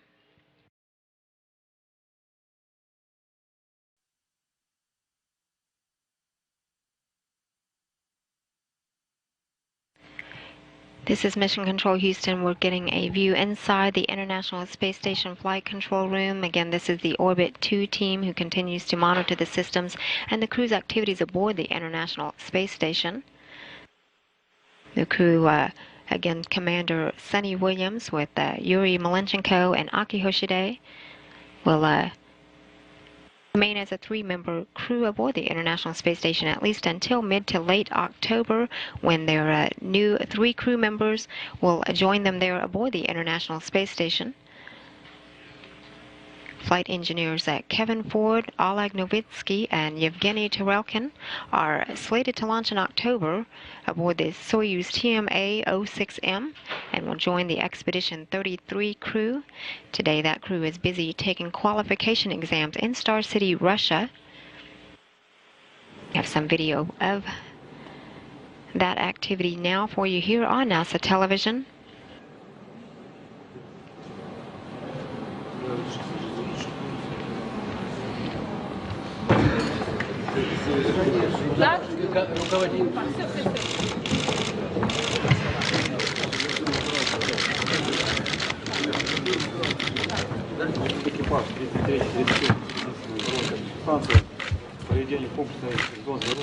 Expedition 33 is prepared for flight. Russian segment is prepared.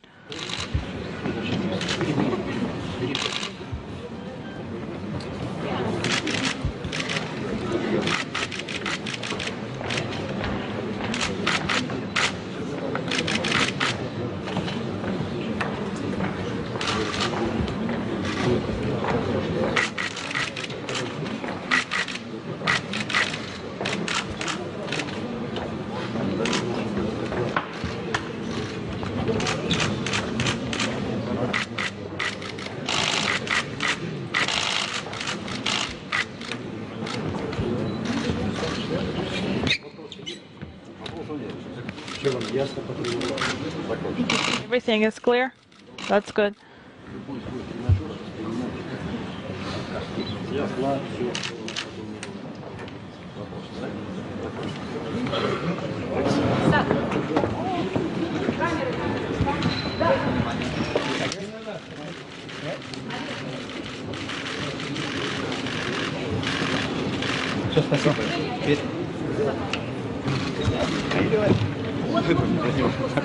This is Mission Control Houston. Again, we're getting a some video from today's activities in Star City, Russia.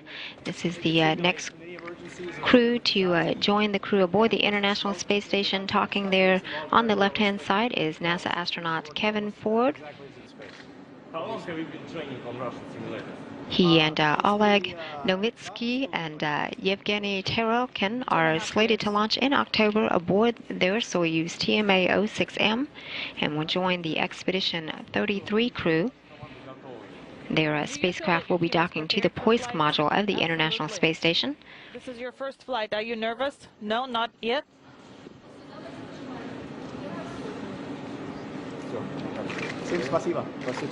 Thank you, everyone.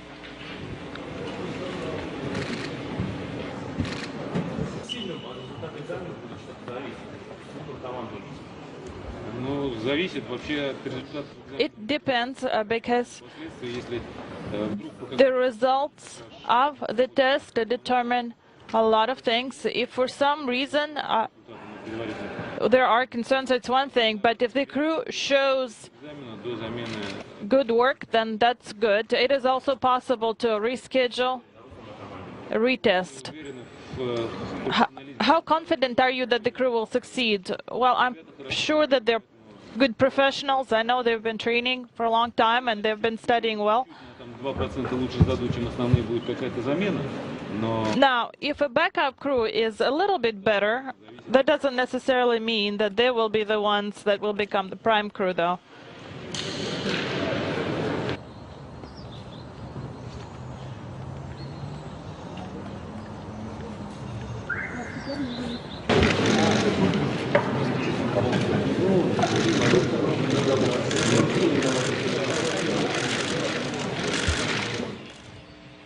And we're back now inside the International Space Station Flight Control Room. Again, that was just some footage out at Star City, Russia, that was taking of the next crew that is to join the Expedition 33 crew now aboard the International Space Station. The new crew again are NASA astronaut Kevin Ford and Russian cosmonauts Oleg Novinsky and Yevgeny Tarelkin, who are slated to launch in October. Meanwhile, aboard the International Space Station, Commander Sonny Williams, Malenchenko, and Aki Hoshide continue their busy workday aboard the International Space Station. And here in this room, in the International Space Station Flight Control Room, the Orbit 2 team continues to monitor their systems and their activities aboard the space station until Monday. This is Mission Control Houston.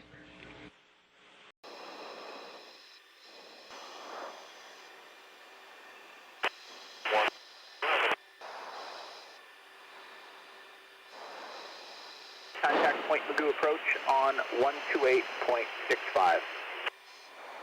Astro 95 Heavy 12865.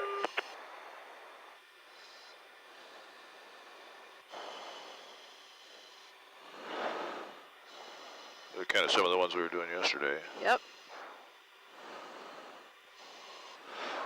Astro 95, say again. If I could initiate a descent down to 1500 for Astro 95 in flight. Astro 95, approved. Thanks.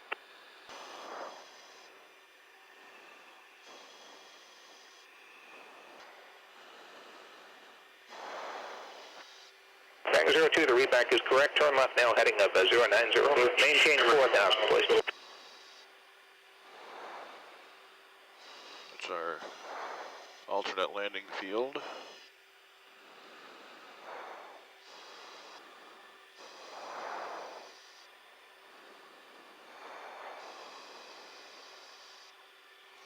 It's going up or going down. Trying to stay away from him. Perfect. There you go.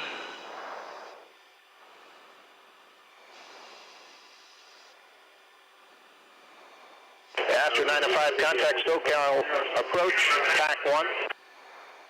Mission 1, TAC 1. Astro 95, switch in mission freak 1.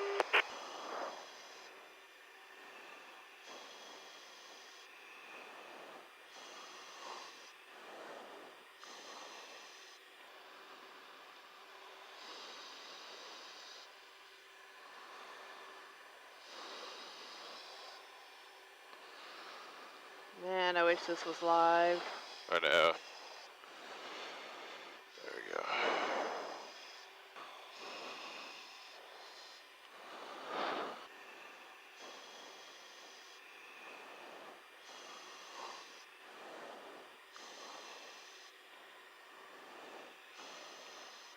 Oh, this is a pretty good shot here. Beautiful.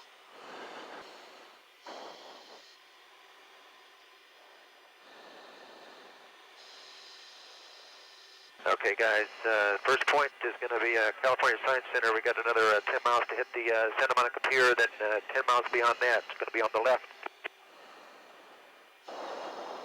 Copy. Yep.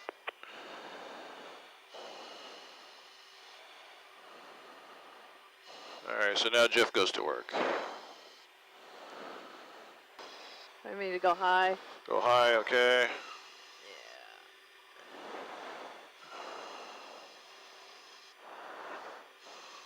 That's too high. Probably a little. That's Santa Monica Airport right there. Okay. Going under.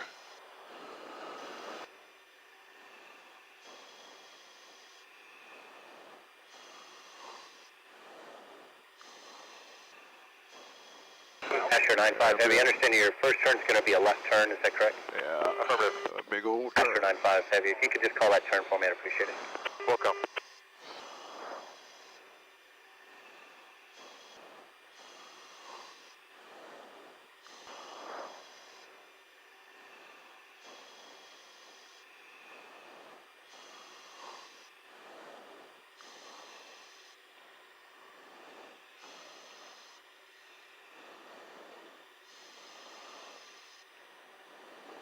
Dodger Stadium, 10 o'clock, mile. There's Dodger Stadium right under him. You're getting a great shot. There's Dodger Stadium. Yep.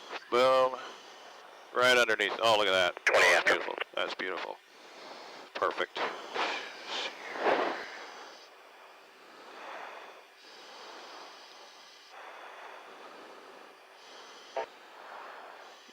No, that's beautiful. All right, I'm going to go up here. Yep. And we'll see if we can get the Science Center again. Right there. There's USC. There's the Science Center. Oh yeah, that's nice right there.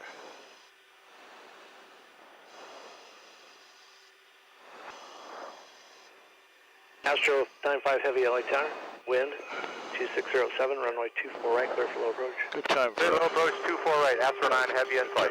Tower. Los Angeles. Good to be here. Okay. We'll let him go forward a little bit on us. We're not going to hit nothing.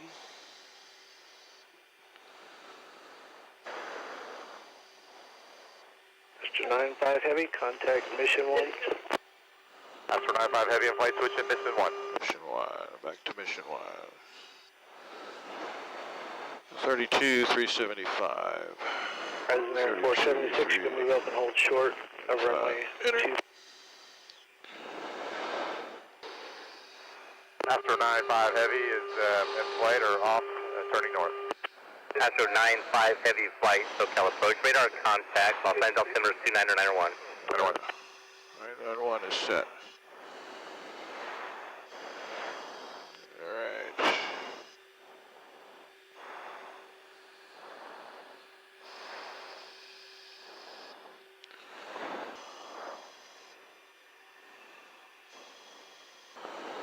Right there, right under him. Great. Thank you. Astro 95 Heavy in flight, contact approach on TAC 1. We're on TAC 1. Astro 95 in flight is with you on TAC 1. Alright, so there's Pasadena going under the nose, kind of. Right, you got it? Yep. Okay.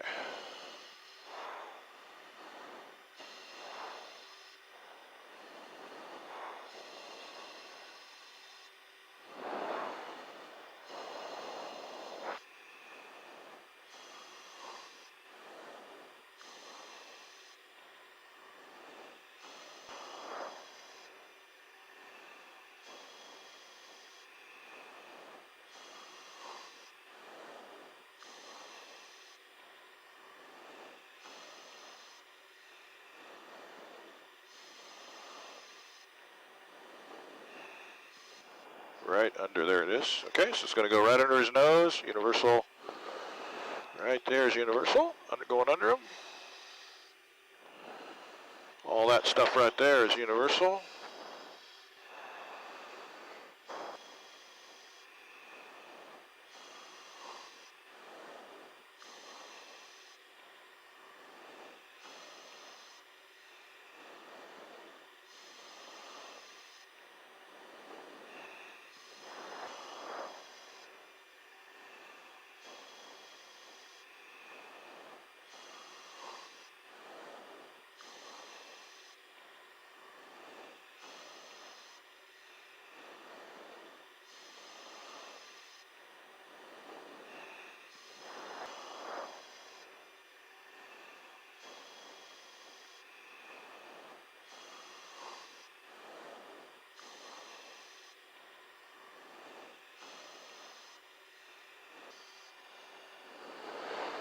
All right, coming back across.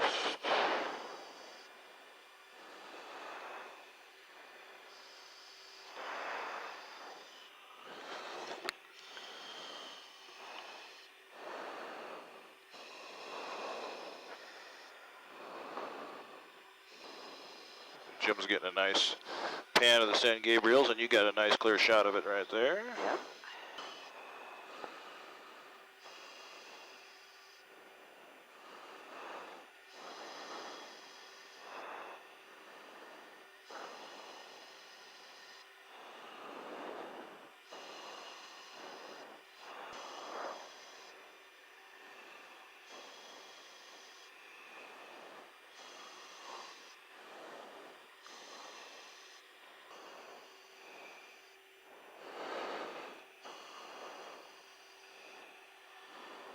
And Pasadena, the back to the left side.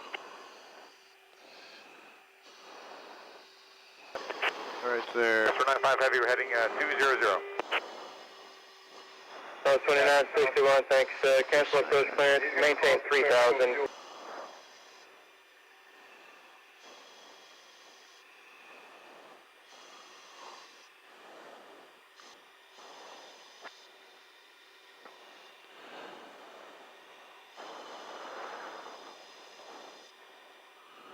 You call after 95 Heavy.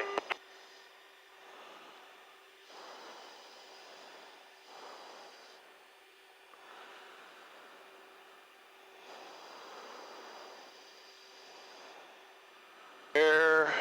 Perfect. Awesome. It's a nice stadium.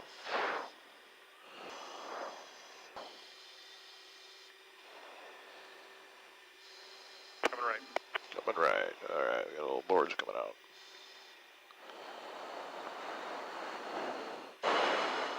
Chase is moving to the left wing.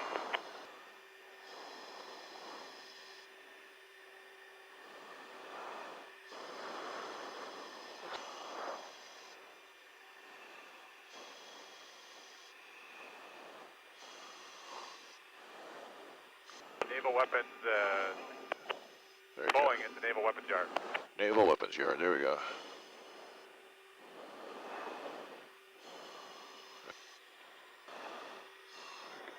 Right there.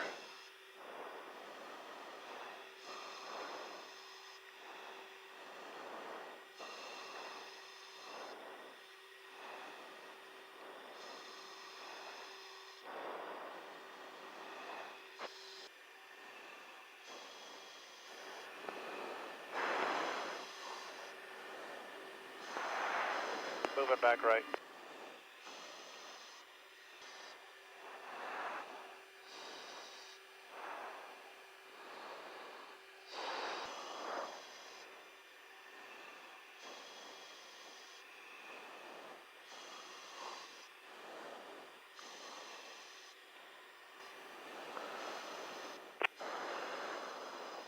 FOC intentions.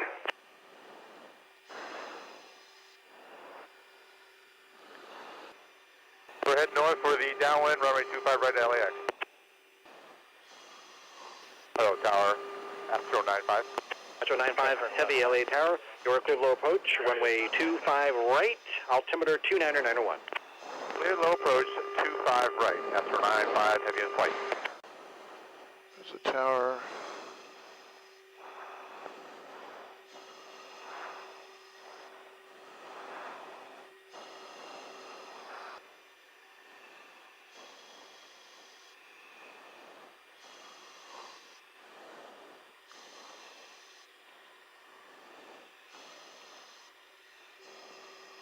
Astro 95 heavy is Lake Vector's left downwind for 10 mile final for 25 right, full stop.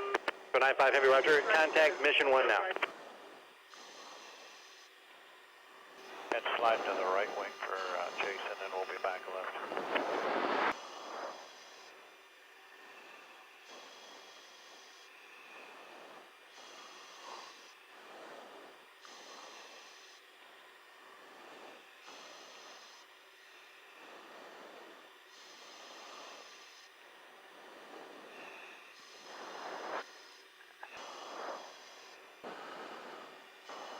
Astro 95, base turn to be in about 4 to 5 miles. Astro 95 heavy, thank you. Astro 95 heavy, welcome. He's 3.6, hello, Point Magoo.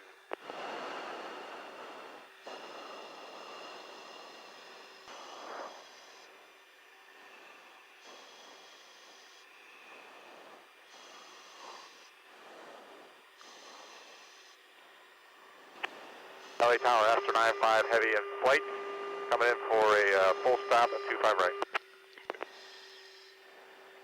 Astro 95 heavy LA tower, good afternoon, wind 25012, runway 25 right, clear to land. Astro 95 heavy, clear to land at 25 right.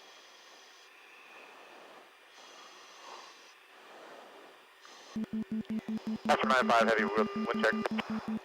Wind at 240 at 12. I think it's 126 feet here, so go down below, too much below, 326 feet.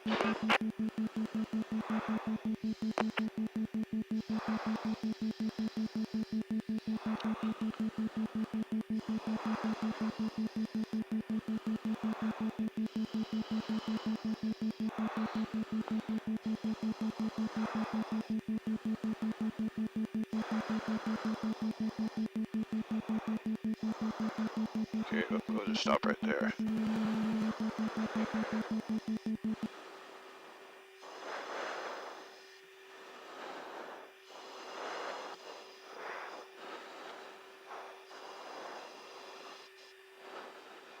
Well, yeah, in a sense I do. I mean, this you know, in all senses of the word, the space program really is part of our heritage. And of course, we've been proud of what we have done. But it's not just a matter of pride, it's a matter of contribution, because the spin-offs from the space program are phenomenal. And we really, you know, hope and would like to stay at the cutting edge of that. And so, Mark, as we watch Endeavour, you know, making the journey, it will land at Los Angeles International Airport. What happens in terms of getting that shuttle off the back of that 747? Talk to me about that process. Well, they'll use a couple cranes, and they'll take their time. They'll be very methodical about it, but they've done this before with series of cranes to lift the shuttle off the 747. Really, that's the easy part, getting it from Los Angeles International Airport over to the California Science Museum. That is really their challenge, to haul this thing on these roads for many miles. So I think that's their biggest challenge ahead of them now. All right.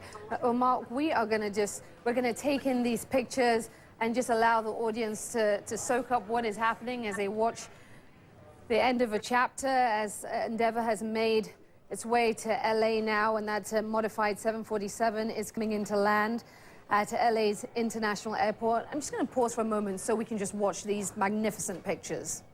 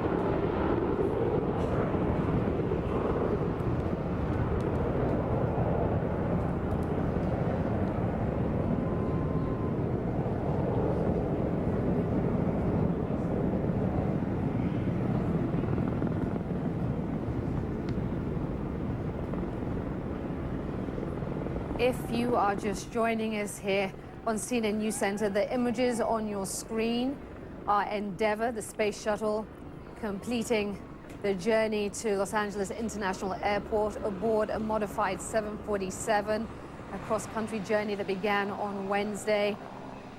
Endeavour has literally flown to LA on its way to retirement, and the crowds have turned out to watch this sight.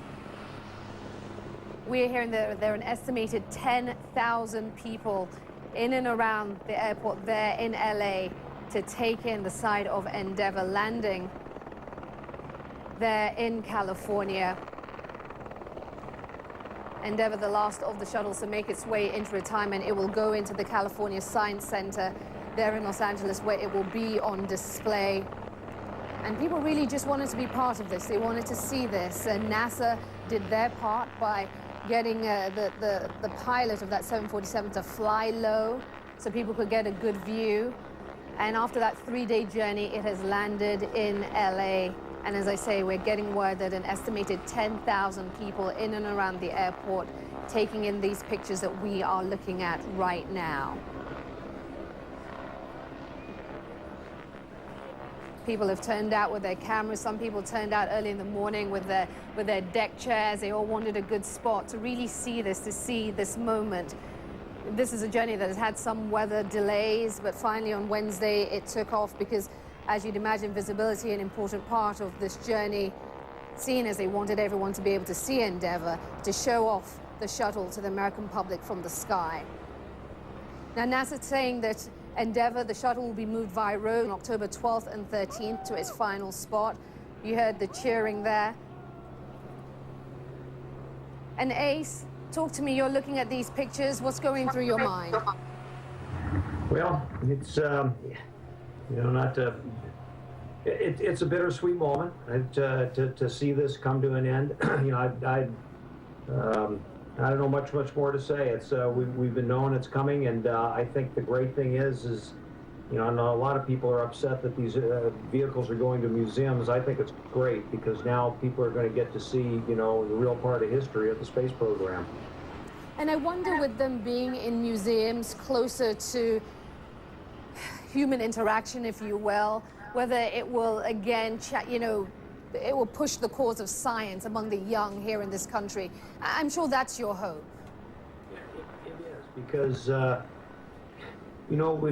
we all need inspiration and we all need to be inspired. And I think, even though it's just a spaceship, it can do that very well for the right person. Yeah. No doubt about it. Can you believe that 10,000 people, we're hearing, an estimated 10,000 people in and around that airport, all there to take in these images? I mean, for our international viewers that are watching this, help them understand why this means so much, that people would turn out, would leave their daily lives and their tasks and chores to come out and see the shuttle. Help them understand that, Ace. Well, I think it's we all feel like we're a part of it in a way. I mean, this this program has been paid for by the people of the United States and by taxes, and everyone feels a part of it. And I know when we had the tragedies in the past, the people felt the pain as well as they feel the joys of the successes of this program. And it's hard to explain, but it's a form of just being part of this country and bringing people together. Yeah. Well, Ace Beale, we want to thank you for your time and that you could share these incredible pictures with us and give us some personal insight. We really do appreciate it. Thank you so much. You're very welcome, Aisha. It was my pleasure. All right. A moment there in history as you watched Endeavour there land at LA's International Airport. You've been watching CNN News Center. I'm Aisha Sasay, live at CNN World Headquarters. Thank you for joining me right here on CNN.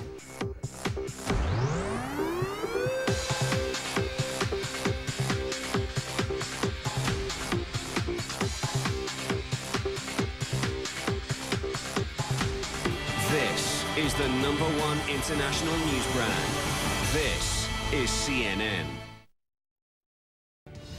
And the Space Shuttle Endeavour has made its final flight into retirement. Endeavour has just landed in LA, completing a 3-day journey across the United States. Live pictures that you are looking at there.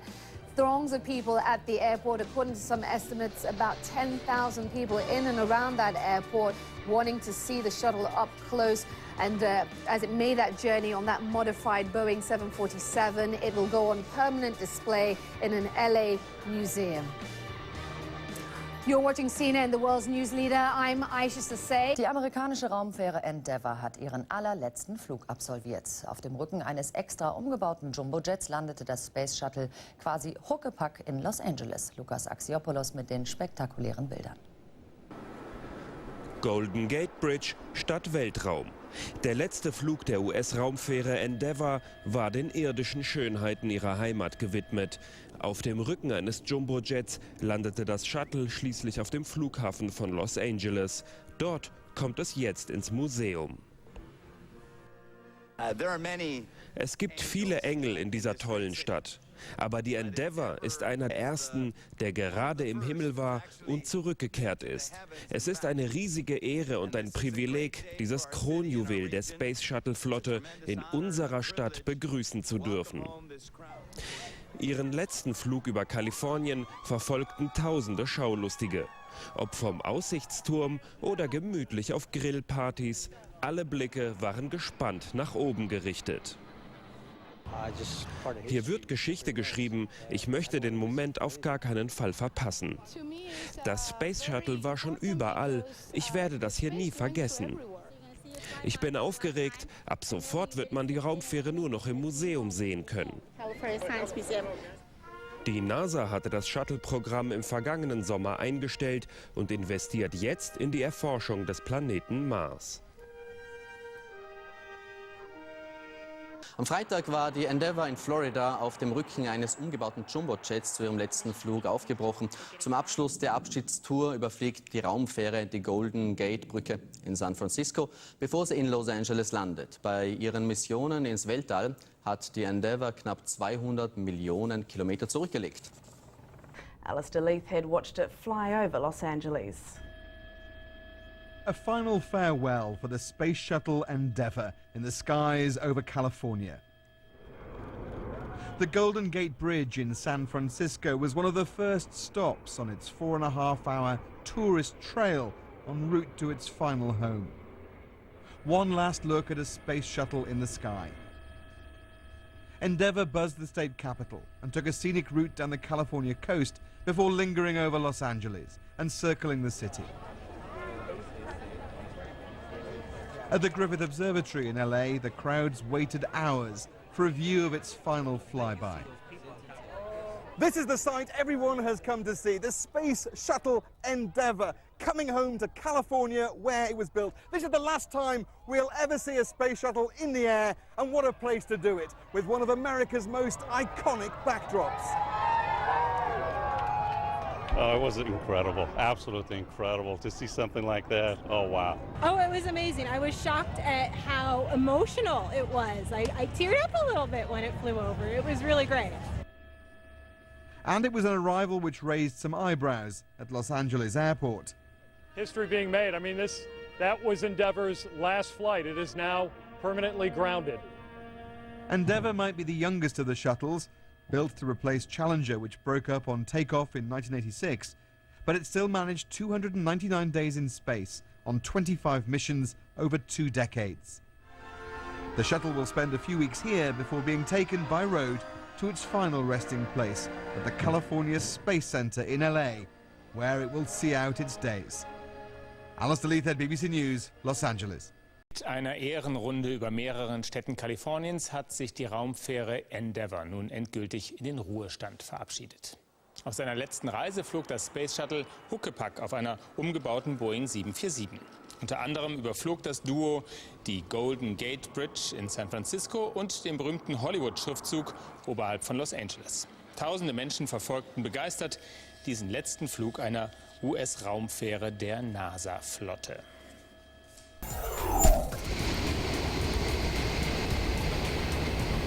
After bidding farewell to the Kennedy Space Center and Florida's Space Coast, Space Shuttle Endeavour headed west toward its new home in California. Secured to NASA 905, the shuttle carrier aircraft, Endeavour made appearances in the skies over several NASA installations, including Stennis Space Center in Mississippi, the Michoud Assembly Facility in New Orleans, and Endeavour soared around the Houston area before landing at Ellington Field near the Johnson Space Center for the night. The next day, Endeavour and the SCA arrived at the Dryden Flight Research Center, a homecoming of sorts for the orbiter, which was built in nearby Palmdale, California in 1991. After leaving Dryden the following day, Endeavour continued its farewell tour up in Northern California, with flyovers of Ames Research Center and several iconic locations in that portion of the Golden State, before heading back downstate for a salute to the Jet Propulsion Laboratory. And Endeavour provided a series of spectacular photo ops elsewhere in Southern California, before making a smooth landing at Los Angeles International Airport.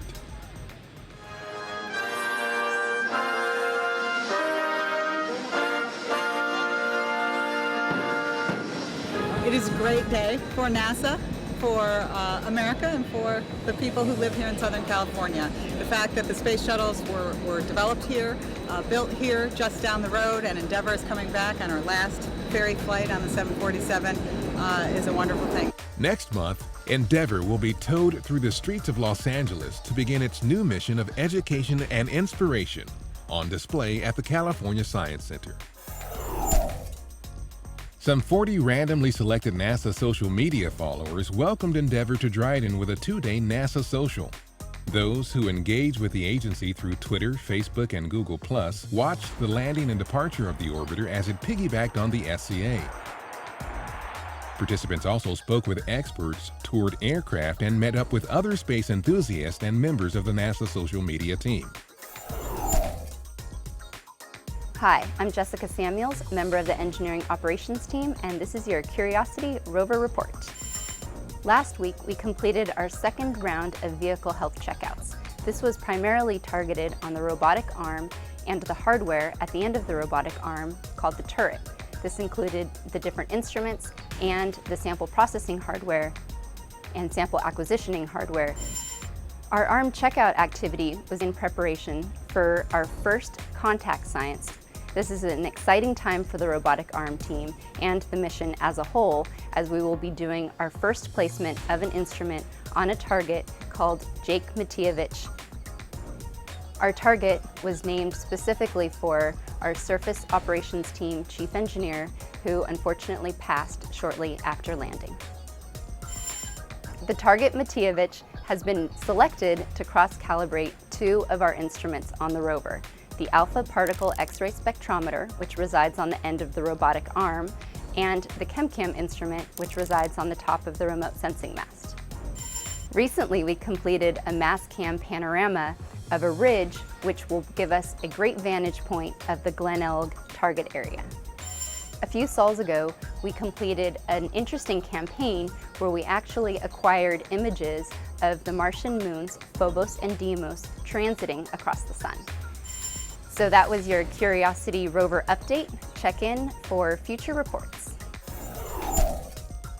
Among those instrumental in Curiosity's success are American small businesses. One company, ATA Engineering, hosted a Google+ Hangout with NASA Administrator Charlie Bolden and Small Business Administration Administrator Karen Mills. A Google+ Hangout is a group video chat.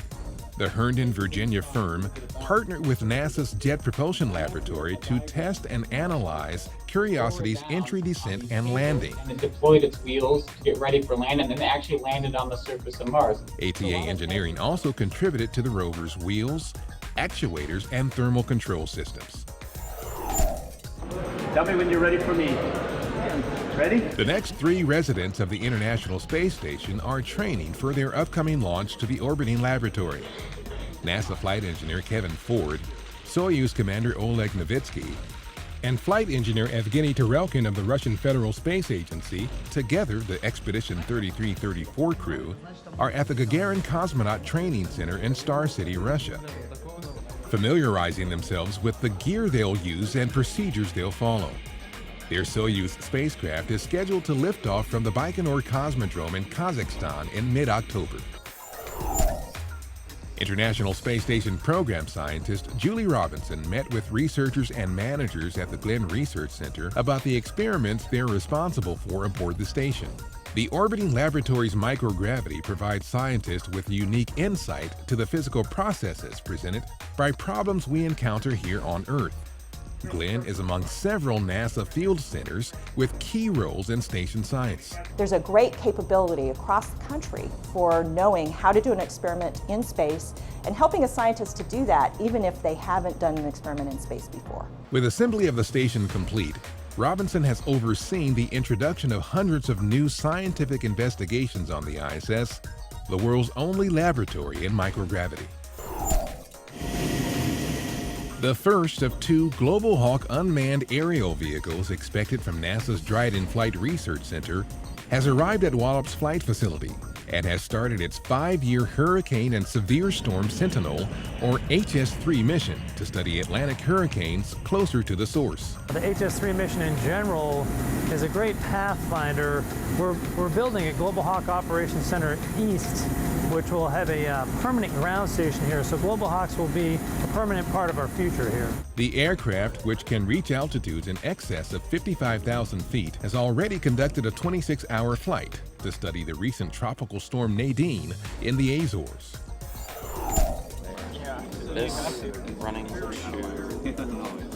Model makers at Langley Research Center have built to scale 3 versions of the Space Launch System for a series of wind tunnel tests. Officials in the SLS project office at Marshall will see how these configurations, each complete with solid rocket boosters, center body and crew capsule, behave during ascent. Each of the 12-foot-long models, built to 3% scale, is being instrumented with more than 350 active sensors. The SLS wind tunnel testing at Langley's Transonic Dynamics Tunnel is scheduled to last about 5 weeks. NASA's new Space Launch System will send astronauts farther into space than ever before. At the Wallops Flight Facility, university students who used their academic skills to develop atmospheric and technology experiments watched those experiments launched on a NASA suborbital sounding rocket. 4 university experiments were flown as part of an educational project called RockSat-X, which is designed to give students hands-on experience in designing, fabricating, testing, and conducting experiments for spaceflight. We have multiple experiments on the Virginia Tech Baylor collaboration. They're doing nitric oxide sensors and IMU sensors, as well as trying to detect space particles. The program began with a hands-on workshop on rocketry called Rock On, followed by RockSat-C, during which experiments were developed for flight inside a special canister. The program is supported by NASA in partnership with Colorado and Virginia Space Grant Consortia. This is a rear footprint of a kind of armored dinosaur, almost certainly a nodosaur.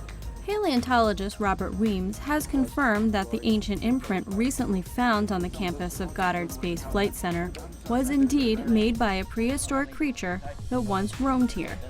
A large plant-eating dinosaur called a nodosaur left the footprint 110 to 112 million years ago, but it turns out it may not have been alone. Weems says there's a much smaller, similar-looking footprint inside the larger one, made perhaps by a young nodosaur who was traveling with an adult. This probably was a breeding area for many of them based on so many small ones being found. But such well-preserved adult nodosaur tracks are rare on the East Coast and make this such a unique find. Dinosaur tracker Ray Stanford, who discovered the footprint, says he's excited by this confirmation. His expert word is as good as you can get. I'm thrilled. The next step is to further excavate around the footprint and see if there are any other tracks in the immediate area. 3, 2, 1. Booster ignition and liftoff of the Space Shuttle Atlantis. 15 years ago, on September 25, 1997, STS-86 got underway at the Kennedy Space Center. Commanding Atlantis on its 10-day mission to the Russian Mir space station was Jim Weatherby.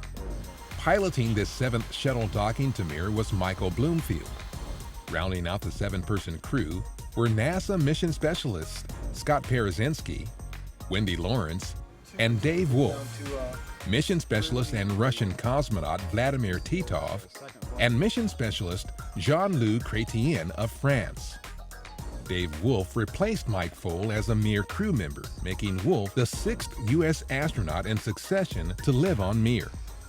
Foale returned to Earth after spending 145 days in space, 134 of them aboard Mir.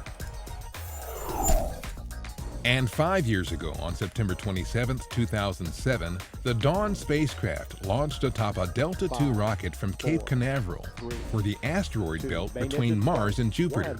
0 and liftoff of the Delta II rocket with Dawn, using ion propulsion to reach the catalysts of our solar system. There, Vesta and Ceres, 2 two of the largest protoplanets remaining intact since their formation billions of years ago, are believed to hold keys to the origins of our solar system. From July 15, 2011 until early this month, Dawn orbited Vesta, mapping its surface for clues to its mineralogical composition. Dawn is making its way to Ceres. Estimated arrival is February 2015. The family of late astronaut Sally Ride joined with officials at the Johnson Space Center to dedicate a tree in memory of the first American woman in space. The live oak was planted in a grove among 62 trees honoring NASA astronauts and space pioneers. Ride, who made her history-making flight in 1983 aboard Space Shuttle Challenger on STS-7, died in July at age 61. And that's This Week at NASA. For more on these and other stories, or to follow us on Facebook, Twitter, and other social media, log on to www.nasa.gov.